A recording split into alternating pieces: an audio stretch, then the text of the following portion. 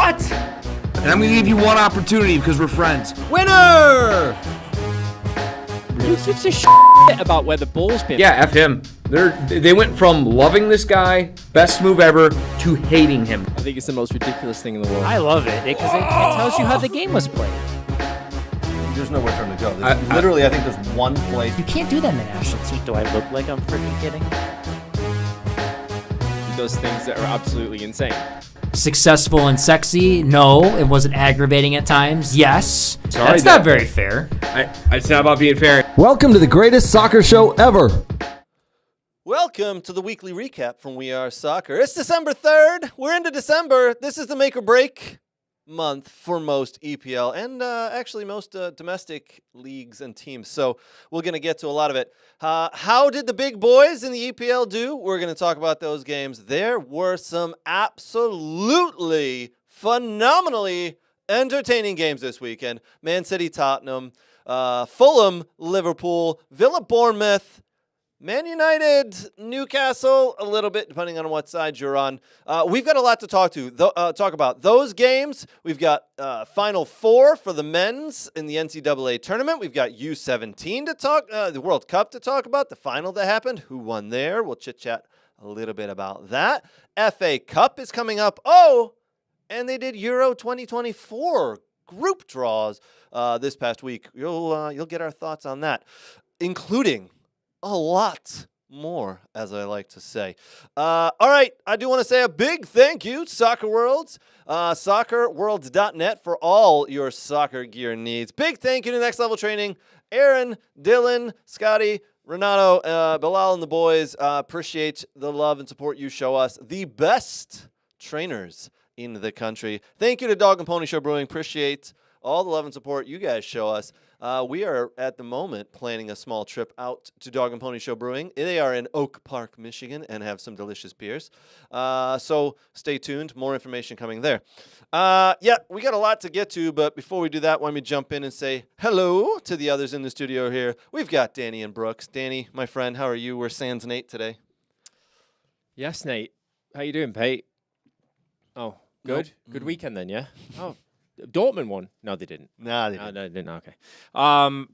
Yeah, great weekend.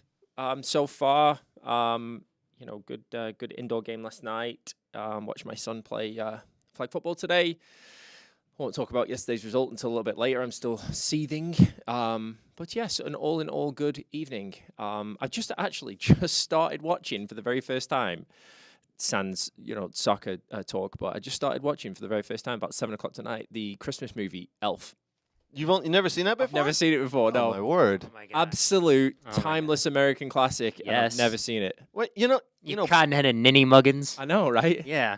Hey, I just heard that for the first time tonight. Brooks watches that movie like twice a month, no matter what month it is. While drinking chocolate milk. While drinking chocolate milk. Yes. Yes. He's a marshmallow type of guy, isn't he? Yes. Good old Brooks. Marshmallow world, Soft with a gooey center. Yeah. Cheers. Hey, Luke Zagorski. Yes, it's Gangsta Night. Red Solo Cup to match my Wrexham jersey because they won in the FA Cup today. Cheers, boys. All right, so, Danny, great weekend, and you've now gotten into Elf, the movie with Will Ferrell, huh? That's the plan. Yes, All I right, was introduced interesting. by the missus and the kids, and it was interesting to say the least. And my favorite phrase throughout the movie was it was a timeless American classic. It really is. I don't know what that means. It really but, is. I don't know either. Brooks, how are you? We're as you heard there, Danny's talking about your I think that's her all-time favorite movie. I've heard that when you send your resumes to jobs, you put at the bottom, I've seen Elf 1,000,001 times. Me? Yeah. Oh. No? Under interesting facts? No, that's not what you put? I do not. Oh, that do was not. just a weird rumor I heard then. I guess. How are you, buddy? I'm good. It's been a long week with weekend. Just preparing for this Midwest Pro Combine, getting players and reaching out to the college kids and reminding them that to send their applications in and register for the combine and everything and get that set. So that's been good. And then ODP this weekend on Saturday and Sunday.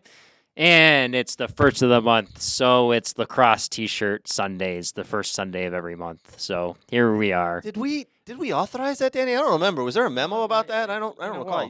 I'm gonna. You know what? We're all friends here tonight, right? Because we've got no Nate to bounce off. So I'm gonna cut you a little bit of slack tonight for wearing the Water Dogs lacrosse jersey, mate. This is the famous shirt with the champions, Like, I got noticed in this by one of our comments on YouTube, so. This is true. Yeah, It's true, but I know. you realize this is a soccer show, right? I mean, Yeah, but sometimes you got to change up the gear a little bit, I mean, let's not let Nate hear that. He may try to wear no shirt or a weird looking tank top, whatever. Yeah, So, anyway, all right. Well, good weekend for everybody. I had a bunch of soccer as well with the kids, but the majority of my weekend was spent watching soccer, pro soccer on the TV. Lots and lots to get to. Why don't we talk about that game, the final game that happened in the EPL today? Man City Tottenham 3-3 at the Emirates. I'm sorry, at the Etihad. Sorry about that. At the Etihad, or the Emptyhad, as they like to call it, right, Danny? Listen, it's Son, Heung-min Son. He is playing Ange Postecoglou ball to a T. He seems to score, or at least try to put the ball in the net every week. Scores a couple of minutes in. I thought this game for the first 10 minutes was brilliant to watch, man. I loved it. Loved it. It's a good game. Entertaining. Good game. Entertaining. I think, I don't know whether it's just the way that City are playing right now, but if you look at the last couple of games, minus the Liverpool game last week where, it was a tight affair at 1-1. If you go back the game before that where they played Chelsea and it was 4-4, and then 3-3 again today. Did Spurs really expose City's defensive frailties this weekend? Because I thought that they started to show. I thought they started to show. I thought that not only that, but on the front foot, in the final third, City were struggling a little bit. They didn't get too much in on goal like they normally do. I think they're struggling at the moment. The question is have Spurs and Chelsea really shown other teams a blueprint of how to beat City? Because That's a great question. City have conceded 8 goals in the last 3 Premier League games. And here's an interesting fact that I picked up today. That's the first time, right? That's the first time since April 2017. And you have to go back to 2009 for the last time that City led in 3 consecutive league games and tied and failed to win them. Wow. So you've got to go back. So you've got to go back to 7+ years. 7+ years. That's the first time since April, 1 fixture in March, 2 in April of 2017 that they failed to win in 3 consecutive games in the Premier League. And you have to go back to 2009 for the last time City led. They led in all 3 games of those. Yeah. All 3 games. And failed to win them. And now guess who's up next? High-flying Aston Villa. With no Rodri. Or Jack Grealish. Right. Not that matters that much because he hasn't started this. Right. I'm going to ask the question a little later. How does he picked up 5 yellow cards in the Premiership, but he hasn't played very much?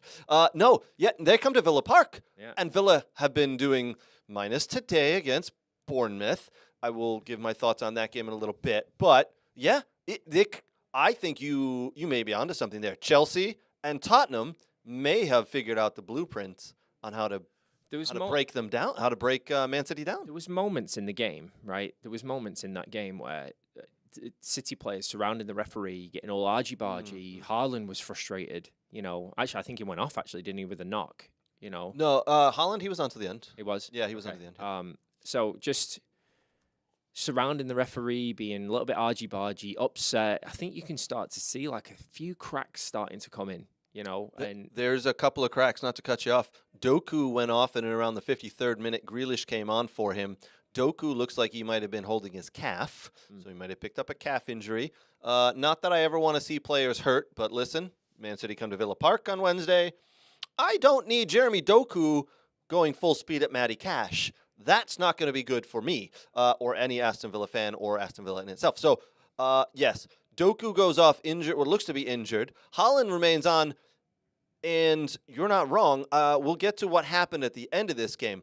I think City, without Rodri, they could have to do a little bit of sitting back. Who's going to fill in there? I don't know. Calvin Phillips, maybe? Calvin Phillips or former Chelsea player who's Kovacic. That's it. Yeah. He could be the one slotting in there. Yeah, listen. last 3 games, as you said, Danny, they've given up 8 goals. That's a lot of goals. You know, I don't know whether it's just, teams are starting to figure it out. And this has happened before with City. It's happened before where teams have kind of figured them out, and then Pep's always changed it. Yep. Always done something different. And so last couple of seasons where he started, putting John Stones into the midfield from a centre-back position and overloading the midfield. He did it with Kyle Walker a couple of seasons before that, playing off the right insides of the midfield. So, I'm not obviously discounting Pep, but, this is a run of games now where, they've conceded quite a few goals. And, they are still quite, they're still third in the table at the moment. Liverpool have jumped them with their win today. We'll get to that in a little bit. What a hell of a game that was as well. If you're an EPL fan, you were just served up one of the best weekends I think you could ask for with some of the games and the goals that are happening. Pep has a way to get around and when people figure him and his team out, but he's on a 3. There's 3 days now. They've got 3 days before they visit Villa Park. Mm-hmm. And Villa Park has been a fortress this year.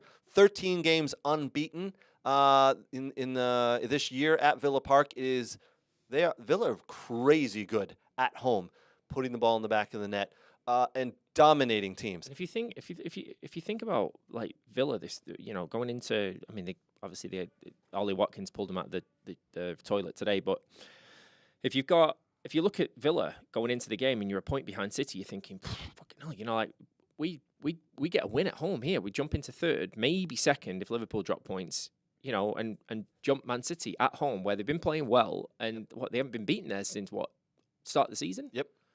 So it's a difficult place to go anyway. And then guess who comes knocking on the door at home again on Saturday? Who? Arsenal. Wow. So Villa this week have Man City and Arsenal. And here's the funny thing, right? If you hadn't dropped 2 points today at Bournemouth, you'd be sitting in third. Or dropping points at Nottingham Forest. Right. Yeah. You'd be sitting in second, could be in first by a mile. Yeah, you could be welcoming City in a better league position. So, I'm looking forward to the game. Actually, there's some crackers on Wednesday. There's some crackers on Wednesday. You've got City Villa, you've got Man United, Chelsea at Old Trafford. There's going to be some good games this midweek. There absolutely is. Now, towards the end of the game, in the 90th minute, Man City were up 3-2. And then here comes Kolishevsky. What a header, by the way, climbing up over Aki and puts the ball in the top corner with his head. Brilliant goal by Kolishevsky to tie it up 3-3. They play another couple of minutes. I think they had 6 minutes of extra time. In at about the 5th minute, Haaland, with his back to goal in the center circle, comes back to get the ball, tries to go to his right, gets tripped, falls down, but gets up. In one step, he gets up. And the ball is then played over the line to Jack Grealish, who's sprinting in on goal, and the referee blows his whistle. He called the foul back. He did not play advantage. Man City were fuming. Erling Haaland was a Viking he was a Viking possessed with anger at the referee. It was kind of fun to watch, to be honest. A little bit of, as Danny said, argy-bargy, a little bit of handbags at the end after the final whistle.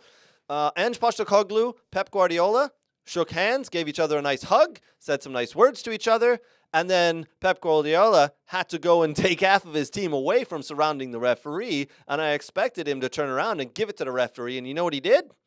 To Pep's credit, shook his hand, shook the other referee's hands, and said, "Good game," and I'm out. And then he left. And at the end of the game, at the press conference, he was asked what that was all about, and he said, the referee probably, didn't have his best game there, but that wasn't on him why we didn't win this game. That was on us. We didn't put the ball away. I'm loosely quoting him there, but essentially he said, that's on us. That's on us. It's not on the referee. Pep being politically correct. Yeah. Wow. He doesn't want to piss off the referees anymore because he knows he's got some big games coming up, and he may need some calls to start going his way. Tell you what, the Premier League's wide open at the minute with going into this month of December. It's going to be an exciting 3-4 weeks here over this run of Christmas games. It really is, Danny. It really is. This first week here scares me, though. We'll jump in. We'll talk Aston Villa. Aston Villa went down to Bournemouth, down to the South Coast today, and drew 2-2. Needed Ollie Watkins to pop up at the end of the game with an absolutely brilliant header, by the way, to score and draw that game.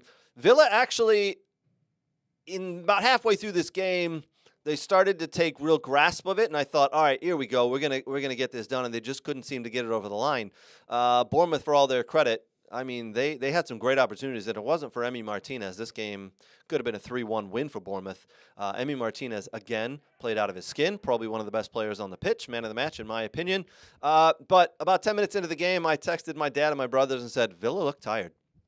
Villa have been playing Sunday, Thursday in the Europa Conference League, and today they just looked like a tired team, a team that thought, yeah, you know what? Let's cruise into third gear here. Let's see if we can get a win because Man City's calling in a couple of days, so we want to be ready for that one. And I think we dropped points, but I will say I went round in a couple of Villa boards today on the Facebook groups. You know, years past, Villa get into this position and they definitely lose 3-1 or 4-1. And this year just seems to be a little different, just a little bit of extra spark. They may have looked tired. They may not have been at their best, but they managed to pull out a draw and get a point. And they're still in fourth. So, but now comes a really good Man City team and a really good Arsenal team who are putting strings of wins together. Arsenal up into first. Liverpool second, Man City third, Villa fourth. That's your top four right now, and Villa play two of them. So this is going to be a big week. Ollie Watkins, as I said, saves Villa's bacon by putting a ball in. He had to, as he makes a run into the box, he has to jump backwards and come back and head the ball. It was, if you haven't seen this goal, if you're a novice fan, you might think, it doesn't look that good. But trust me, when you're going full speed and having to then jump backwards, it's tough to do. And he flicked it really nicely to the far corner. Very nice goal. I just hope Villa don't turn the tables on us, right? Because they've put in some really good performances against top team opposition. So I've got no worries at all with City going to Villa Park. And Arsenal going there this week. I think they'll put in two good performances. I just hope that there's more bottom level teams, or there's more teams in the lower half of the table that they have to play than the top half of the table. So you can pick points up against top level teams, but if you don't beat those teams at the bottom, then you're in trouble, I'm afraid. And I just hope that should have been a game today. If they've got aspirations of finishing in the top four, that should have been a game today that it should have gone and win. You know, you're 100% right. As we said earlier, they've now dropped points against Bournemouth and Nottingham Forest, two teams who are dwelling at the bottom of the league, essentially, who picked up points against Villa and they shouldn't have. But I mean, it is what it is. But a point's a point, and every credit to Ollie Watkins and every credit to Villa. They kept going till the end and they got something out of it. So, I mean, sometimes look at City. City have gone away sometimes and not played very well. Arsenal done the same thing. And they've ground out a point. So every credit to them. It wasn't a defeat. It was a point. They can hold their heads up, worked hard till the end, got a point, go home against City now and regroup. Yeah. I mean, that's the goal at this point. And hopefully we can get something out of the City game. So it's 3 p.m. Eastern Standard Time kickoff Wednesday here in the United States. I know I will be. I'll have my eyes fixed upon it. I need to. I haven't done it yet, actually. Need to block off that work calendar. Make sure nobody schedules any meetings there, because if they schedule a meeting with me, sorry, not much work and meeting is going to happen. I'm going to be watching that Villa Man City game. All right, let's jump in. The other big game that happened today, Liverpool-Fulham.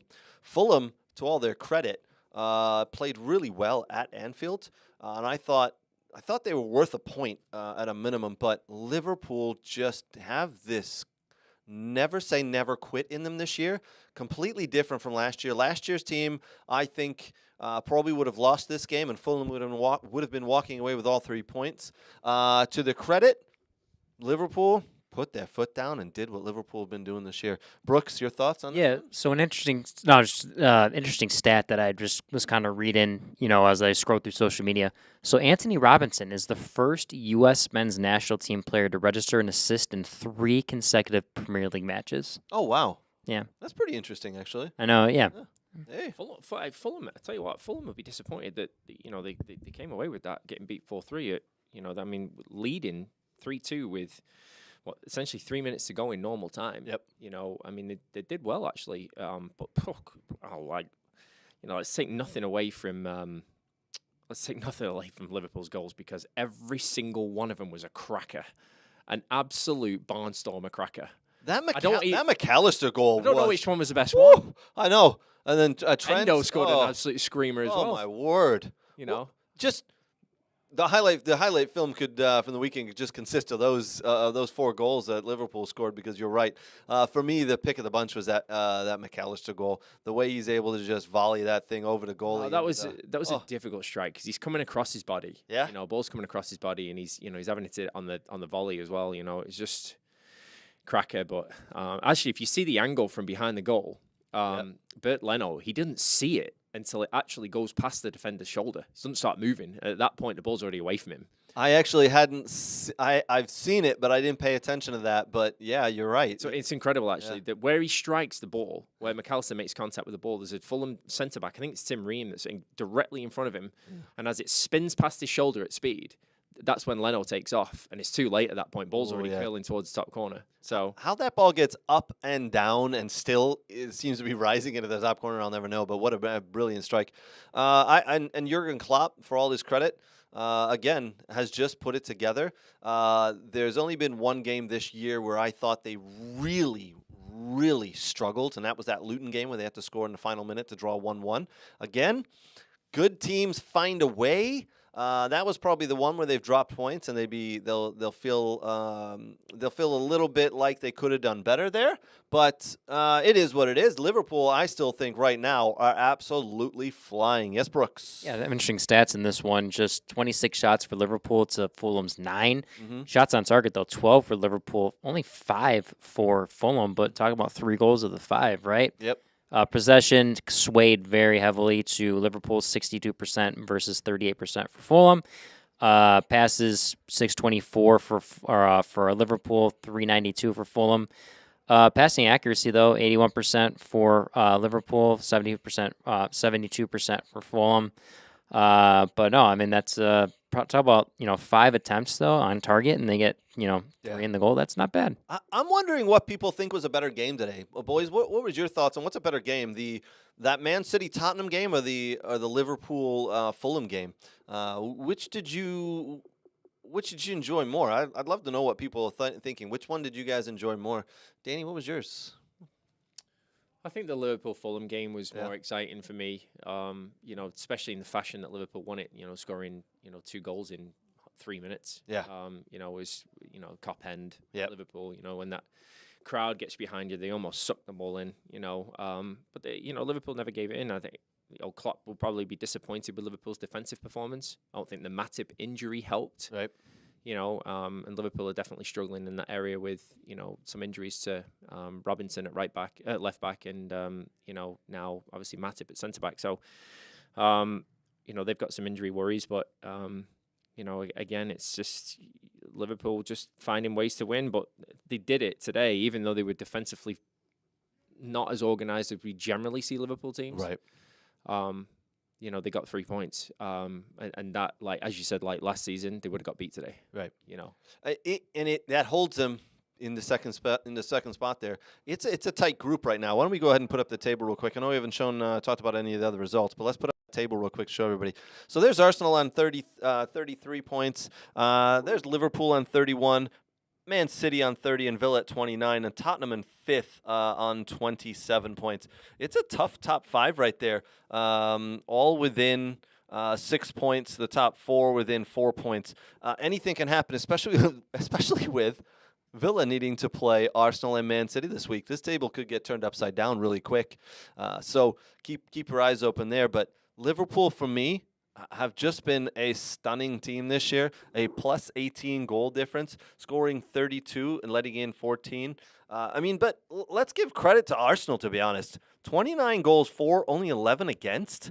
Only 11 goals against for Arsenal. We'll get to them as they beat Wolves this weekend 2-1. And that's crazy with the rotation of keepers they've had, right? Well, I believe Ramsdale has played in 4 Premiership games this year. Mm-hmm.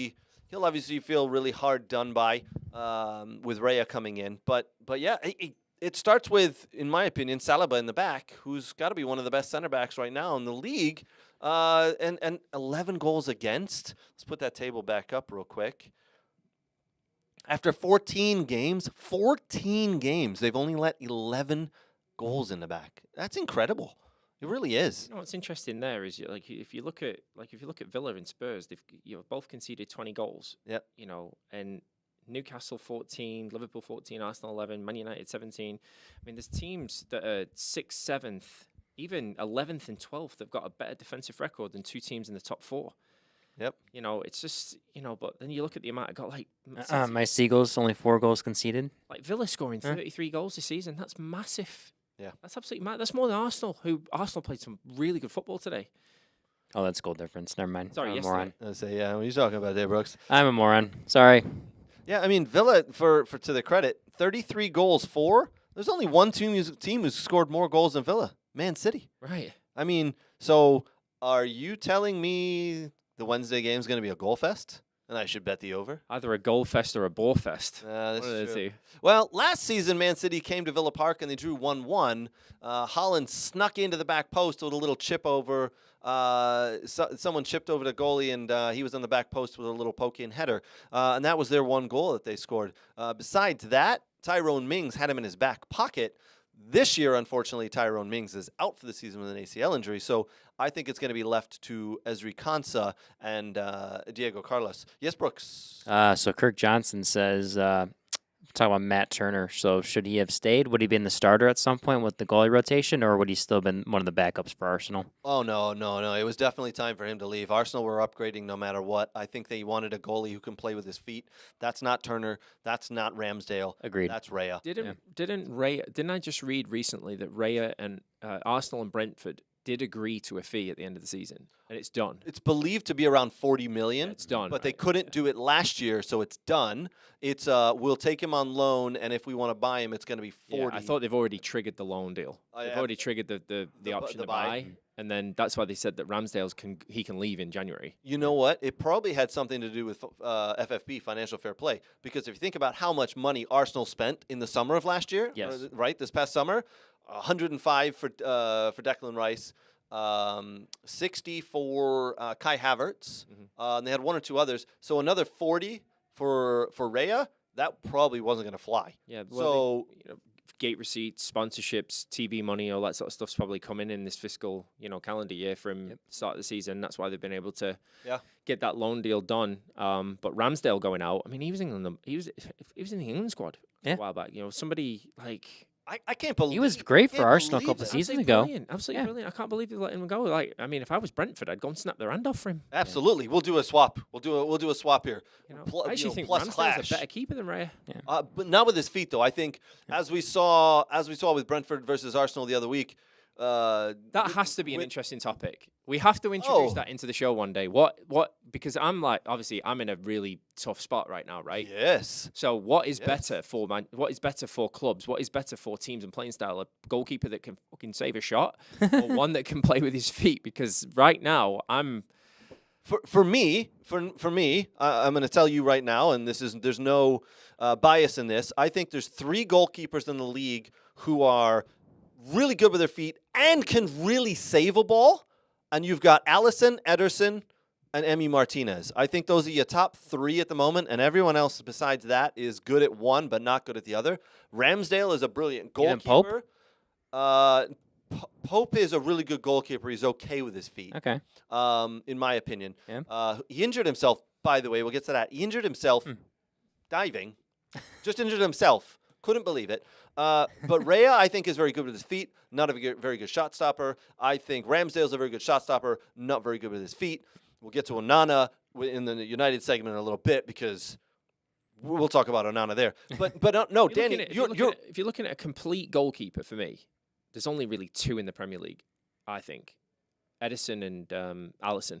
Yeah, Those are that's fair. those are the 2 that are leading the way. No, Absolutely. but Alisson's had his problems with his feet, but Edison doesn't really have problems with his feet. He's great with his hands. So Yeah. Oh yeah, I think He's a loose cannon. I think at times he's going to get caught as he keeps trying to do this stuff. But you're right. I keep Emmy in there being one of the top goalkeepers in the world. I think Emmy, by the way, if you watch Villa's games every freaking week, he saves their bacon.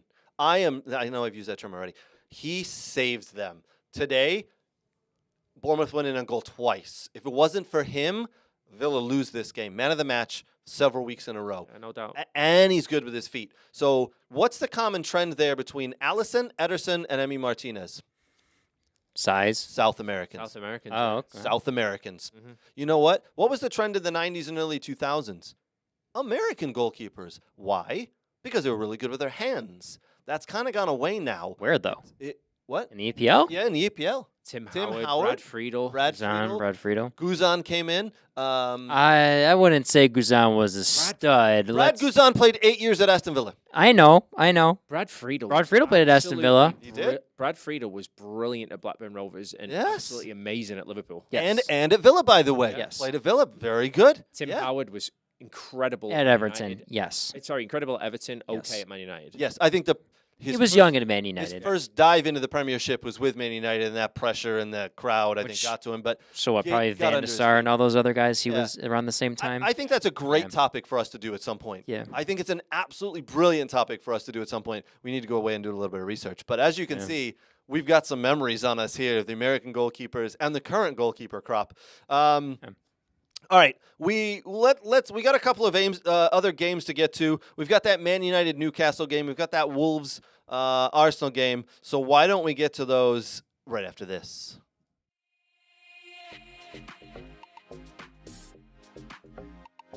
Hi, Brooks. We're at our favorite store, Soccer World in Rochester. We're just gonna do some light shopping. Nothing big.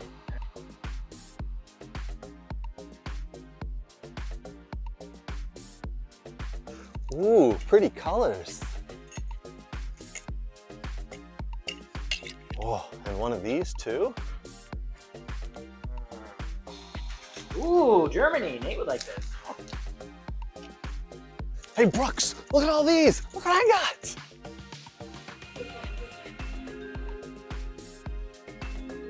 South America. Ooh. Wow, that's not MLS. Ugh. Socks? No.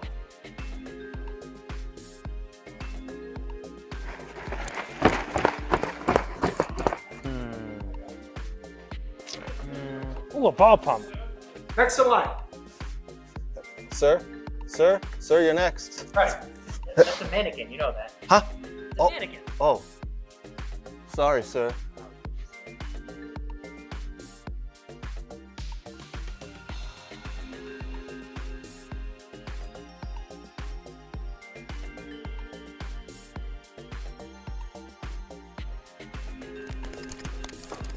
Frank, what are you doing? Nothing. Huh? All right, so let's jump in. This might not make Danny the happiest, but let's jump in and talk about that Man United visit up to Newcastle. Kind of started out, Danny explained this to me. There was a small issue. United's plane, the 20-minute plane ride, failed, and they had to jump on a bus, and it took 3.5 hours. That kind of, listen, to Man United fans' credit, I haven't heard anybody use this as an excuse. I haven't heard anybody really say much about it. I've just heard about the performance on the field. Danny, before I jump in and say my piece on the Man United, because I did watch this game and have some thoughts on it that we've talked about over the last couple of weeks, I'll let you have your say. But 1-0 Newcastle as Man United fall in the first game of December, my friend. I don't want to take anything away from Newcastle because I thought they were absolutely terrific. You know, high octane energy, good football, passion, desire, hunger to win. I think Eddie Howe's doing a great job with Newcastle. You know, you can see at home they're invigorated. they've got a lot of injuries right now. That was interesting. That was the third game in a row that he's unchanged the starting 11, considering the mass amount of injuries that Newcastle have got. He's got high numbers, so this must be an academy kid that played. Yeah. Wiley. Yeah. So he was an academy product. So was Mainu for Manchester United. So, but United, utter garbage. It doesn't matter what tactics you employ, really, or what game plan you have, or what preparation it is.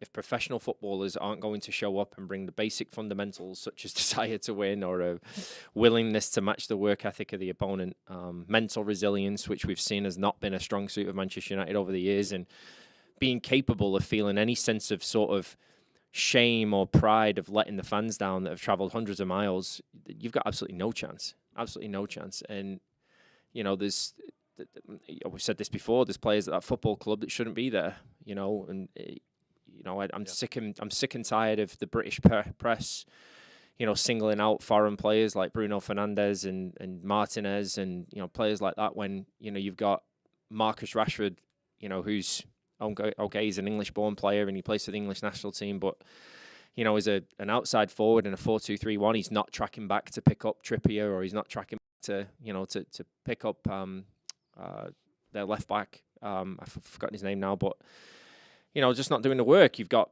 the manager Eric Ten Hag having a pop at Anthony Martial in the first half for not pressing, and Martial's throwing his hands up in the air, going, "What do you want me to do?" And he's like, "I want you to press," and he's not doing it.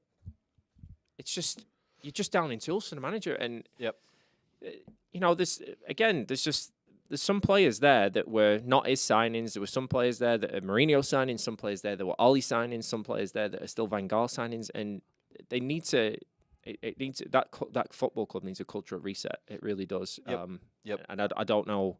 We can keep beating a dead horse, but I don't want to. I want to really highlight the Newcastle performance because I thought it was absolutely terrific. Yep. We'll get to that in a second. Brooks, you got something? I guess for me, so from the standard of the guy that that watches MLS and such, internationals in MLS change the game because the domestic game just isn't there yet. It's still growing, right?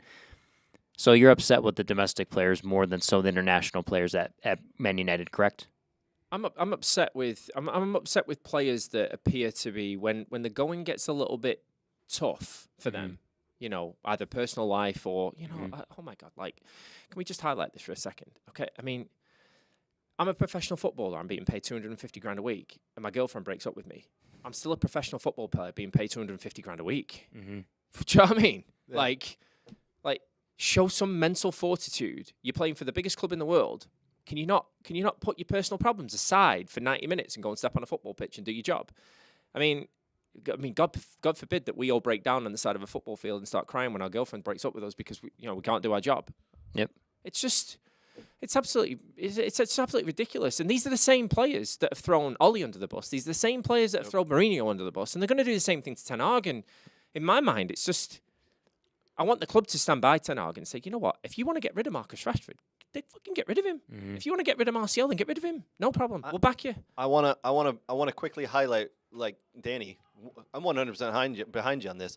I am, for once, very happy and pleased for you Man United fans that you haven't all of a sudden gone, it's the Glazers' fault, it's the ownership fault. Now, don't get me wrong. There's big things there, right? There's issues. There's long-standing issues. But Danny just nailed it. It's this game. Newcastle put in the effort. Newcastle are the ones who really went at it and really decided this is an opportunity. This Man United team and the performance that they just put in this past weekend is probably one of the worst performances I've seen from a Man United team in a long time. So what I kind of just gathered just from how much we've talked about this over the last couple months, and just from what I know from the old Sir Alex days and everything, I just don't get a sense that the English players they have, whether they come through the academy or they buy them from someone else, I don't get a sense they have a passion to play for the club. It's more so the international players want to come over because they want to make a name for themselves, right? I don't get a sense that the English players really. No, the one player I will say, and this might be weird to say, but I think Harry Maguire is putting in an effort. I think he really is trying. There were several times at He the was end a- of that game. He was He up. was the best player on the field yesterday, Maguire. Again. And Danny, I think he's been the best player on the field several, if you want to say 4 out of the last 6 weeks for me. He's putting in the effort. He's putting his head down. He's ignoring the criticism. He's putting his body in the way. Yes, he got a little unlucky this weekend with the shot that deflected off him and went in the goal. Would have been his goal, but he was offside, so the goal didn't count. So Brooks, I think there are some English players like Harry Maguire who are, you know what? I'm going to put my head and my nose down. I'm going to get to work. I'm going to do the work, and I'm going to show it. But it's Harry Maguire, so he doesn't get any credit. Do you need more of those domestic players though, like a Maguire that puts his head down and just plays? So look at this just for a second, right? So the players that I've got a really big issue with right now, right? Marcus Rashford, Anthony Martial, McTominay to a certain extent, right? You know, Sancho, for sure, yeah. you know, Varane, you know, in a sense, always injured. They've talked about him You know, leaving I mean, too. even Eric Ten Hag said last season that Anthony Martial refused to play in a game. Remember that? Yes. So, if you look at those 5 players, Marcus Rashford was an academy player brought through by Louis van Gaal. Martial was signed by Louis van Gaal. Yep. Right? McTominay was brought through by Mourinho. Right? So these are not Ten Hag players. Varane, Solskjaer. Sancho, Solskjaer. When you look at the players that Ten Hag's brought in, okay, Mason Mount's been injured, but you know, Martinez was unlucky. But last season, Martinez, one of the best players. Eriksen, one of the best players. Right? Ericsson can't even find the field now. Right, so I mean, Anthony's been poor, but I mean, he played well in midweek in Galatasaray in a difficult environment. And here's the thing, right? What was so funny to me was obviously we were watching the game. I think it was on USA, wasn't it? With Peter Drury. Yeah, Peter Drury. Yeah, and Your favorite announcer? they said at halftime, Robbie Earle and Robbie Mustoe said at halftime. You said the crazy thing is about this. This is very typical Manchester United performance. The 0-0 at halftime. They're not playing poorly. You wouldn't bet against them going on and getting 3 points. Because they weren't playing very well. And even though they didn't play very well, and Newcastle did, they still only got beat 1-0. Yep. It's so it's like you don't know what you're going to get. You go to Old Trafford and you get fucking hell, like they can compete, and then they go to Newcastle and you look like a team that doesn't even belong in the Premier League. There was a 20-minute span in the second half, Danny. I think it was pretty much to start the second half. Man United could not get the ball out of their own third. Anytime they got the ball out of their own third, it was just put their foot through it, put their laces on it, and it was gone. And within another 7 seconds, it was coming right back. I'm not kidding. This is the worst. That was probably one of the worst Man United performances I've seen in a decade. I think Brooks actually highlighted something earlier about domestic English players and foreign players. I think, in my opinion, because there are not more of those gritty, down and dirty, get the job done English type players in the squad, I think that may be one of the issues this club is having. We've got people, you've got players who are happy to be at the club. Yeah. They're happy to pick up their wages. I don't know if they know the history of the club, with everything that happened and they've been through, and they're one of the biggest clubs in the world. I don't know. It just seems like you've always had a captain who is down and dirty British, get the job done, this is Man United. Yep. That's not what is there right now, and I think that's part of the problem. Again, not my club, just from a 10,000-foot view. The last thing I'll say on it is the thing that, it used to be on the intro of the show, didn't it? Where Brooks would say, all Man United fans live in the past. And I used to hate that statement, but it's a correct one in a sense, because when you look at it, you look at the statement and you say, okay, yeah, you're probably right, because we're never going to have the class of 92 come through again. It was an anomaly, absolute anomaly. Yep. But if you do look at the 2 most consistent performers right now that are under the age of 22, who are they? Mainu And Garnacho? and Garnacho. Yep. And they're both Eric Ten Hag Academy promoted players.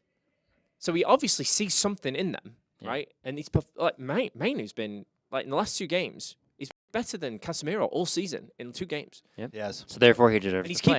keeping out a player, by the way, that he signed on loan and that was was playing in the World Cup for Morocco. So I mean, the boy's doing well. Garnacho's lighting up like a Christmas tree. Absolutely fantastic.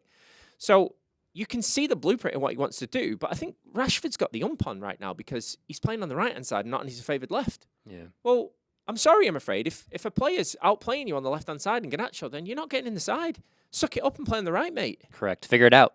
Yeah, it's just like, Yeah. I'm sick of it. I'm absolutely sick of it. At what point? At what point does he just say, "Listen, Marcus, this is This ain't working. This This ain't marriage working, ain't son. working anymore. this ain't working. Yeah.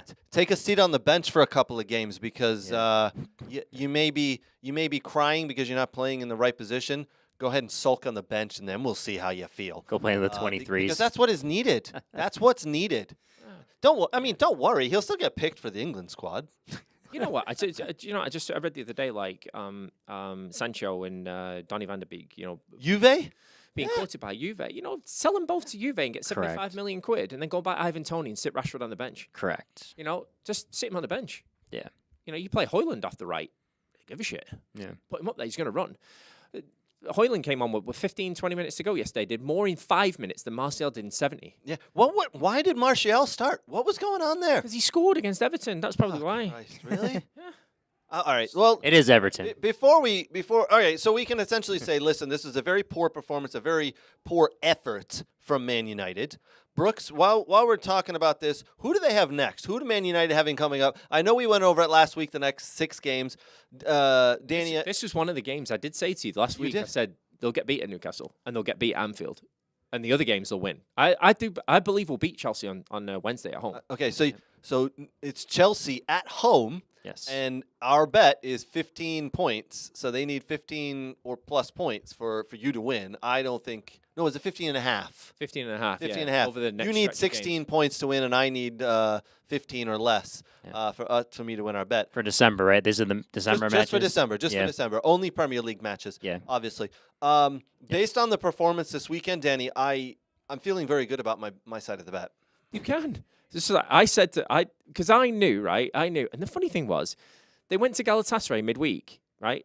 And to go away to Galatasaray and score 3 goals, it's tough. It is. To go away to It's tough to go to Turkey and score. score 3 goals, Yeah. it's tough to go to Munich and score 3 goals. Correct. They've got goals in them, and they played in a more hostile environment at Galatasaray Than than they did at Newcastle. Yes.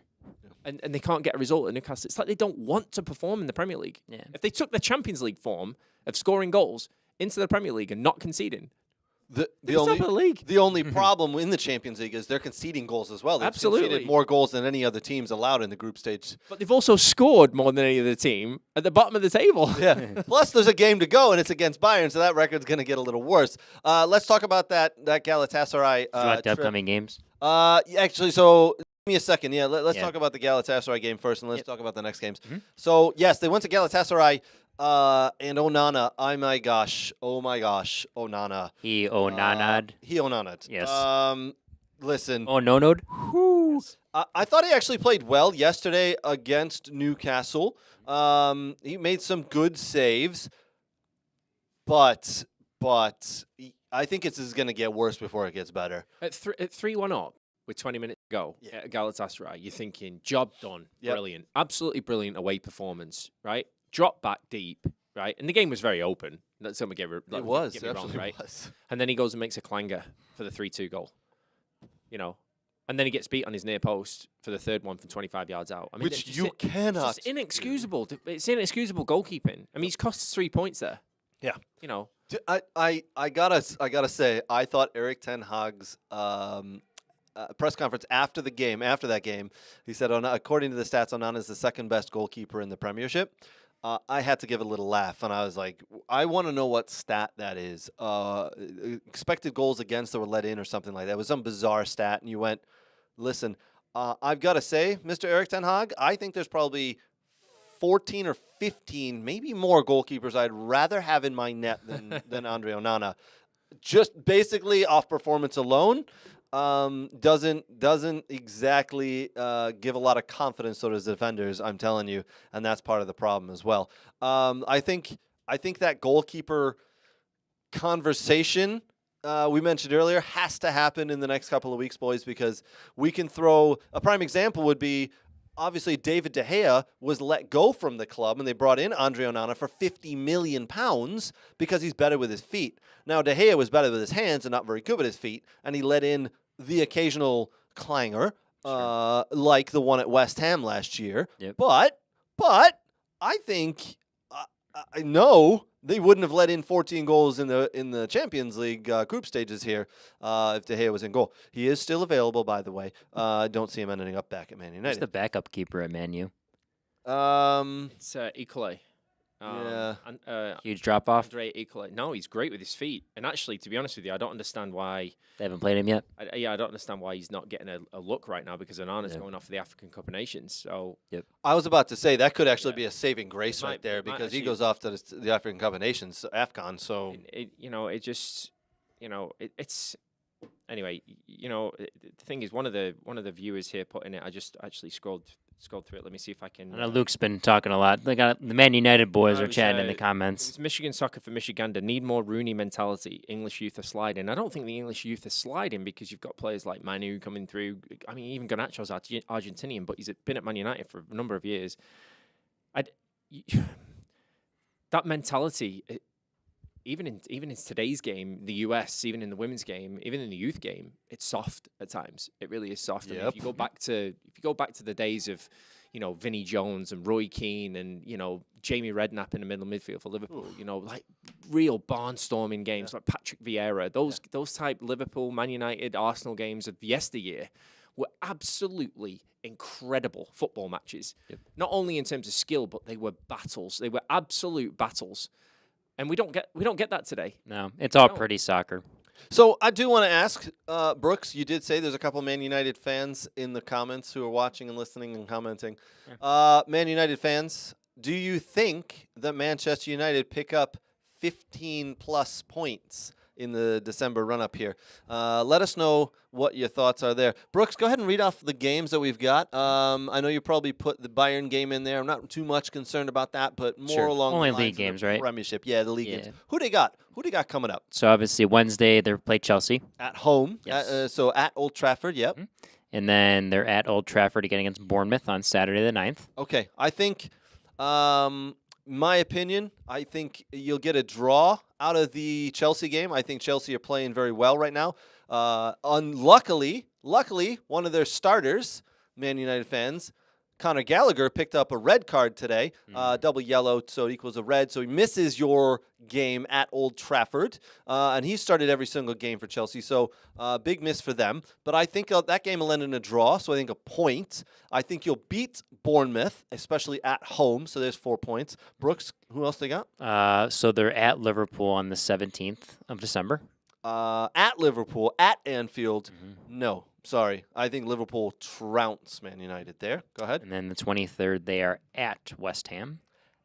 I think you pick up a win there. So there you go, 7. I think you definitely pick up a win there. And then I know the game 3 days later at Villa Park. And as we've said, Villa Park is a fortress this year. I think Villa get the win. I think it'll be a close game, but I think Villa get the win there. And then after that, who they got?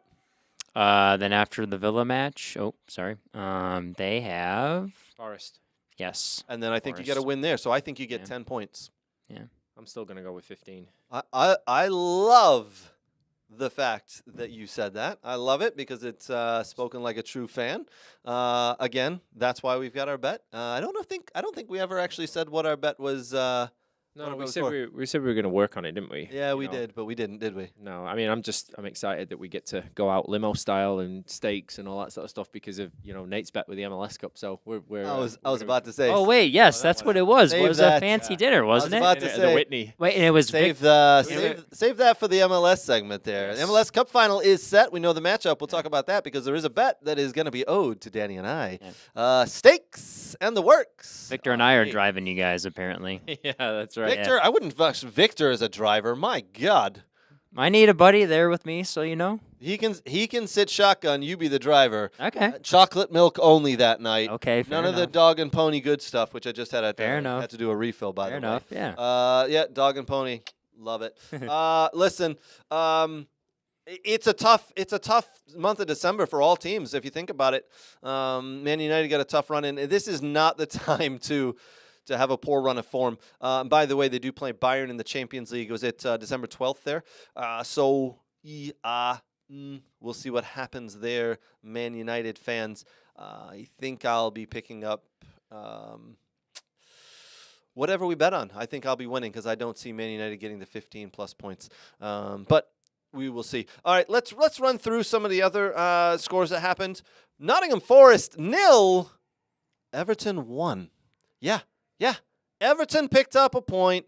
Everton got the job done. Very nice win for them. They are now in 7th, still in that bottom, the relegation zone because of the 10-point deduction. But if it wasn't for that 10-point deduction, I think they'd be on 17 points.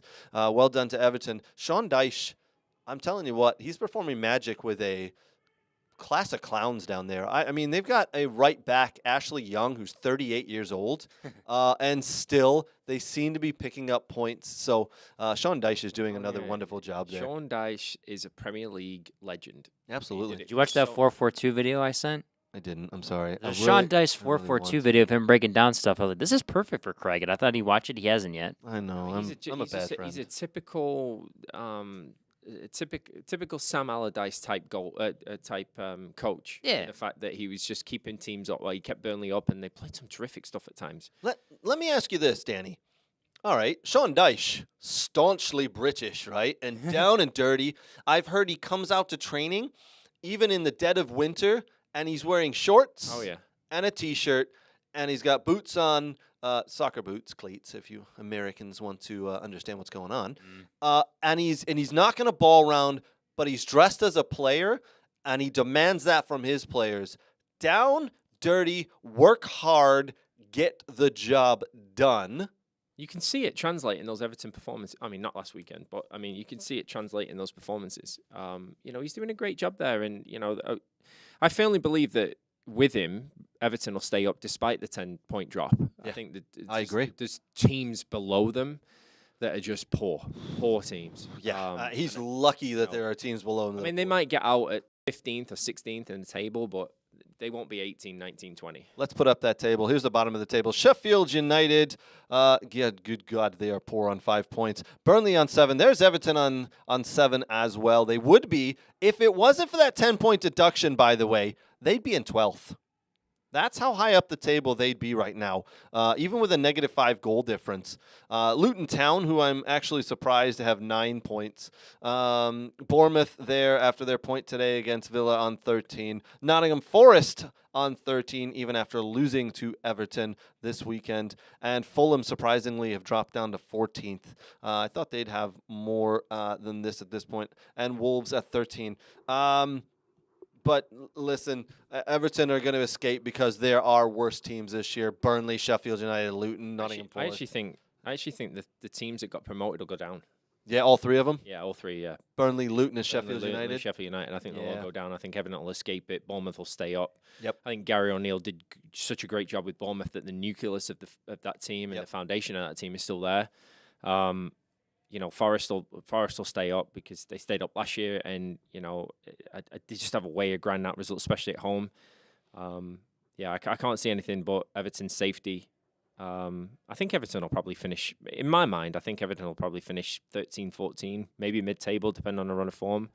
I just think Sean Dyche will just get them out of trouble. And if they hadn't had that 10 points deducted, they'd finish probably in the top 10 points right now, 17. It would put them in, 12th. Yeah. I mean, so it's about right, really, to be honest with you. They can't lose my bet.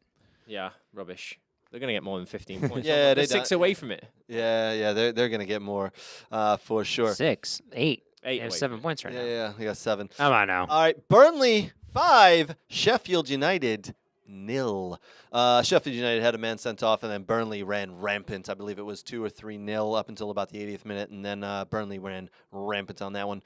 Brentford 3, Luton Town 1. Listen, I don't know a lot of people who watched this game. I watched bits and pieces, and then went back and watched the extended highlights. Not too interesting, I got to be honest. Sorry, Brentford and Luton fans. Arsenal 2, Wolves 1, as we talked about. Arsenal just keep rolling. I got to be honest, though. Arsenal, I don't think are performing at their best right now. I think they're just, I don't want to say limping along. They're just doing enough. Doing enough to win games, playing to their opponent's level. I think they have yet to really break out of that shell. Martin Odegaard struggled a little bit in a couple of weeks ago with a small injury. Saka was being played in almost every single game for almost every single minute. I think he had a small injury, but he's back now. Someone has got to tell me how Saka doesn't know how to use his right foot. Every freaking time he comes back to his left foot, he won't even go to his right to use his left. He has to come to his left. It's bizarre to me. Welcome to today's player, Greg. Yeah, I know. It's bizarre. I watched the game. Yeah? I watched the game. I thought Arsenal played some fabulous football at times. You know, I really did. But both goals they scored from Saka and Odegaard were very good goals. But again, like you said, they couldn't get out of third, fourth gear. You know, and Wolves caused them some problems. They really did. You know, they caused them some problems, and they were really lucky to get out of that with 3 points towards the end. Do you think that is a tactic, as in do what you need to do to win the game and nothing more to save energy, a la what Man City have done in years past? Do what you need to do early in the year to win the game. We don't need to win 3-0 today. 1-0 or a 2-1 victory will suffice. Is it a tactic, or is it they just have yet to really figure it out? I don't necessarily know. I mean, we're 14 games into the Premier League season now, right? We're kind of at 14 in, yep. Yeah, 14 in, so we're a third of the way through there.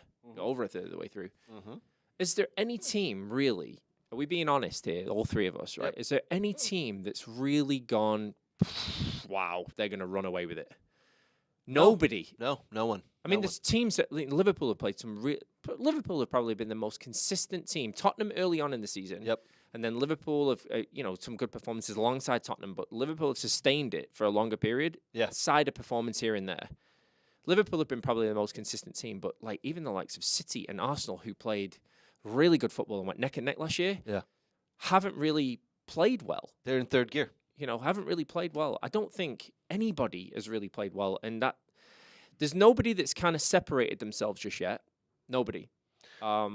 This month is going to be the one that decides it, right? It could be. It could be. But like you said, Villa welcoming City and Arsenal this week to Villa Park. You know that. I mean, if they all take points off each other, and then Liverpool drop a couple of points and Tottenham drop a couple of points, we could get to January and there still could be 6 teams in it, which is unheard of. But wouldn't it be exciting? It would be. I mean, It'd be absolutely brilliant. exciting. But I think this season it's been poor. And I can only attribute it to, and we've said this many times before, and you have to look at the scope of the amount of injuries right now that's going on in world football. The players, they look tired to me. A lot of the teams look tired. Yeah, no, you're absolutely right. A lot of the teams just look tired.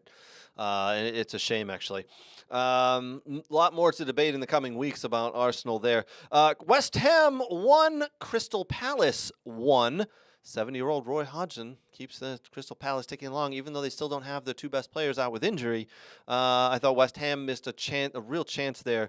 Pretty much gave the game away. But West Ham, I think, have been a little bit of a surprise. They've won some games they should have, and then they've lost the games I think they should have won. So I've got something. Put it on the bet board. Ooh, nail it. I've got something. Stick it on the bet board. First manager to get sacked before 2024 is Roy Hodgson. You think Roy Hodgson's going to get Crystal Palace? I think Hodgson's going to get the sack before the end of the year. All right, a hold legend there. Hold on, Brooks. Give me a second here. Danny, you think before the end of the year, Roy Hodgson's going to get the sack? Okay.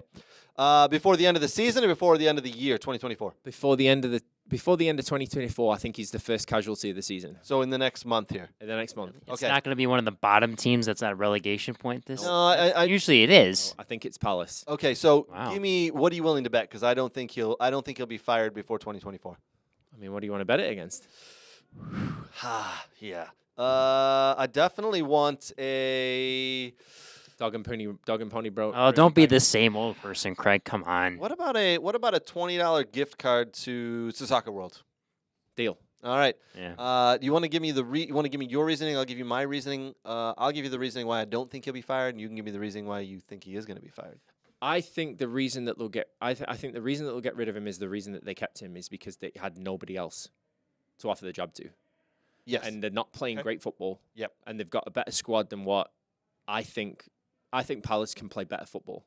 Okay. With the squad of players that they've got, and I think he'll go, and I think there will be a certain former Chelsea manager, former Brighton manager that is hanging around right now waiting for a Premier League job, and somebody always gets the can before Christmas.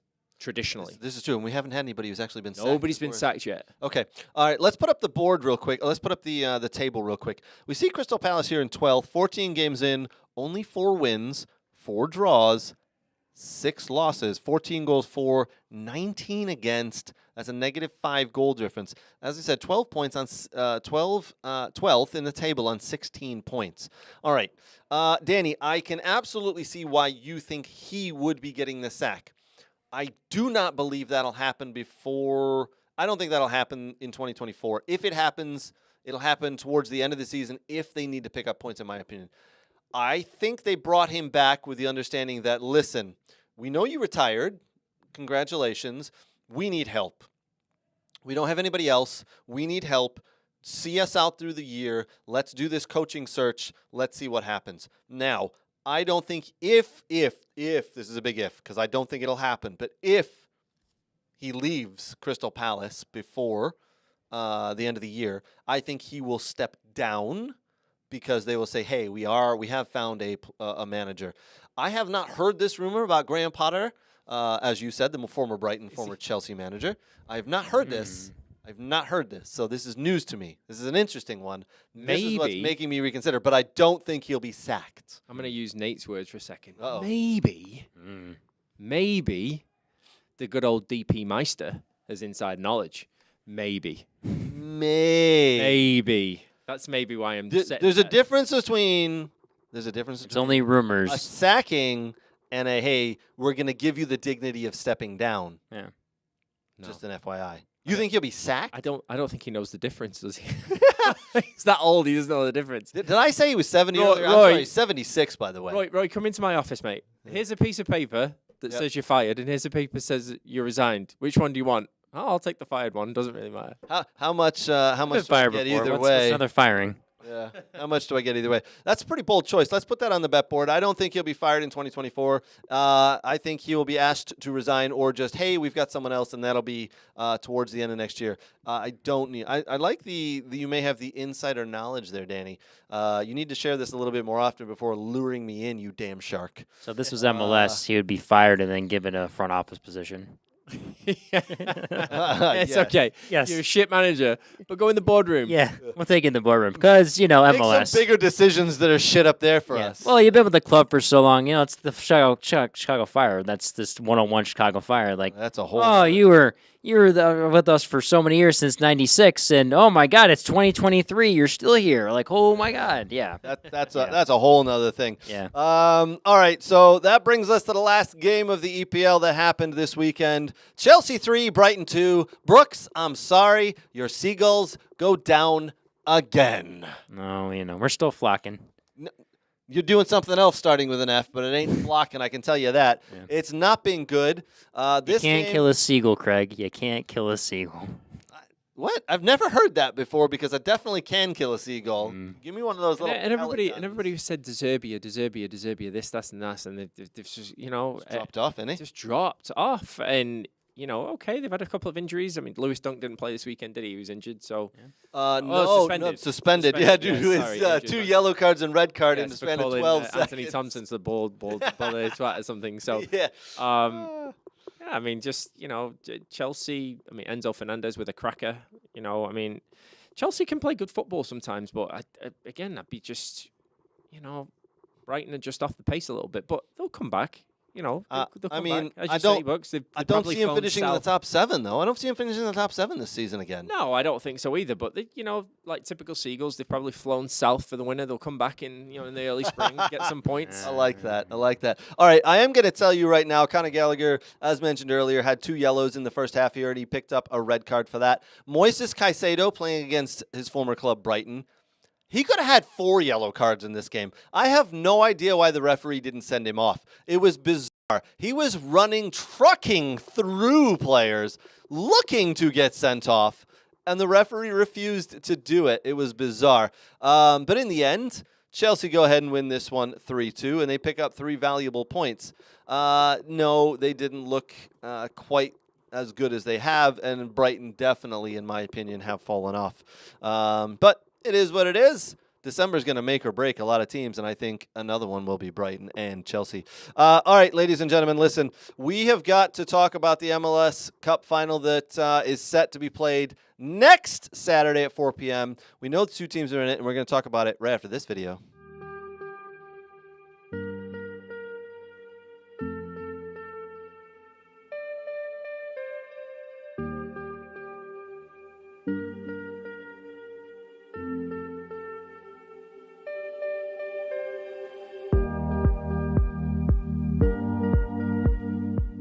Tempo, yes, drop out, good. Yes, touch play, right foot, yes. Scan, good. Touch in, play, drop your hip, right, yes, good scan. Yes. Jay, well done. Get side on touch. Play, see it, yes.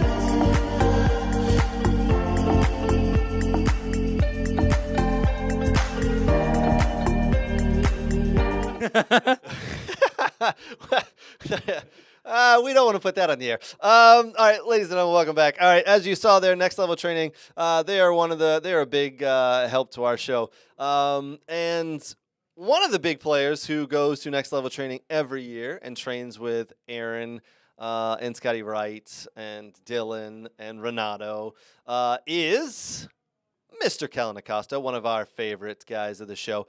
Well, his team, LAFC, is in the MLS Cup Final, which is being played in Columbus this upcoming Saturday at 4 p.m. against the Columbus Crew. The Columbus Crew last night dispatched of FC Cincinnati. Yes, hell is real. That derby was on Apple Plus. Listen, I tell you what, FC Cincinnati went up 2-0, and I thought, oh, this is done and dusted. Whoa, no, here comes the Columbus Crew. They fought back, and they won it in the end.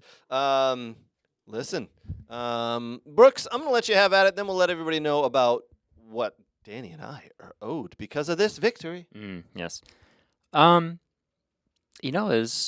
Listen, LAFC was probably the better team on paper and coming up with a result. But, I mean, like we talked about in MLS playoffs, when you catch fire a little bit, like the Houston Dynamo did, winning the U.S. Open Cup and finishing the season they did and making the playoff run. I mean, that's a difficult team to beat even at home. So there was four good teams in this in these semifinals. Yeah. I mean, FC Cincinnati, obviously Supporters Shield winners. Columbus Crew have had a hell of a year. Yeah. Houston Dynamo have come up trumps this year when it counted. Yep. I mean, they beat the U.S. Open Cup. They beat Miami FC. Mm-hmm. Then they get all the way here, and they come up against an LAFC team who, as we know, are the MLS Cup champions from last year and have had a really good year.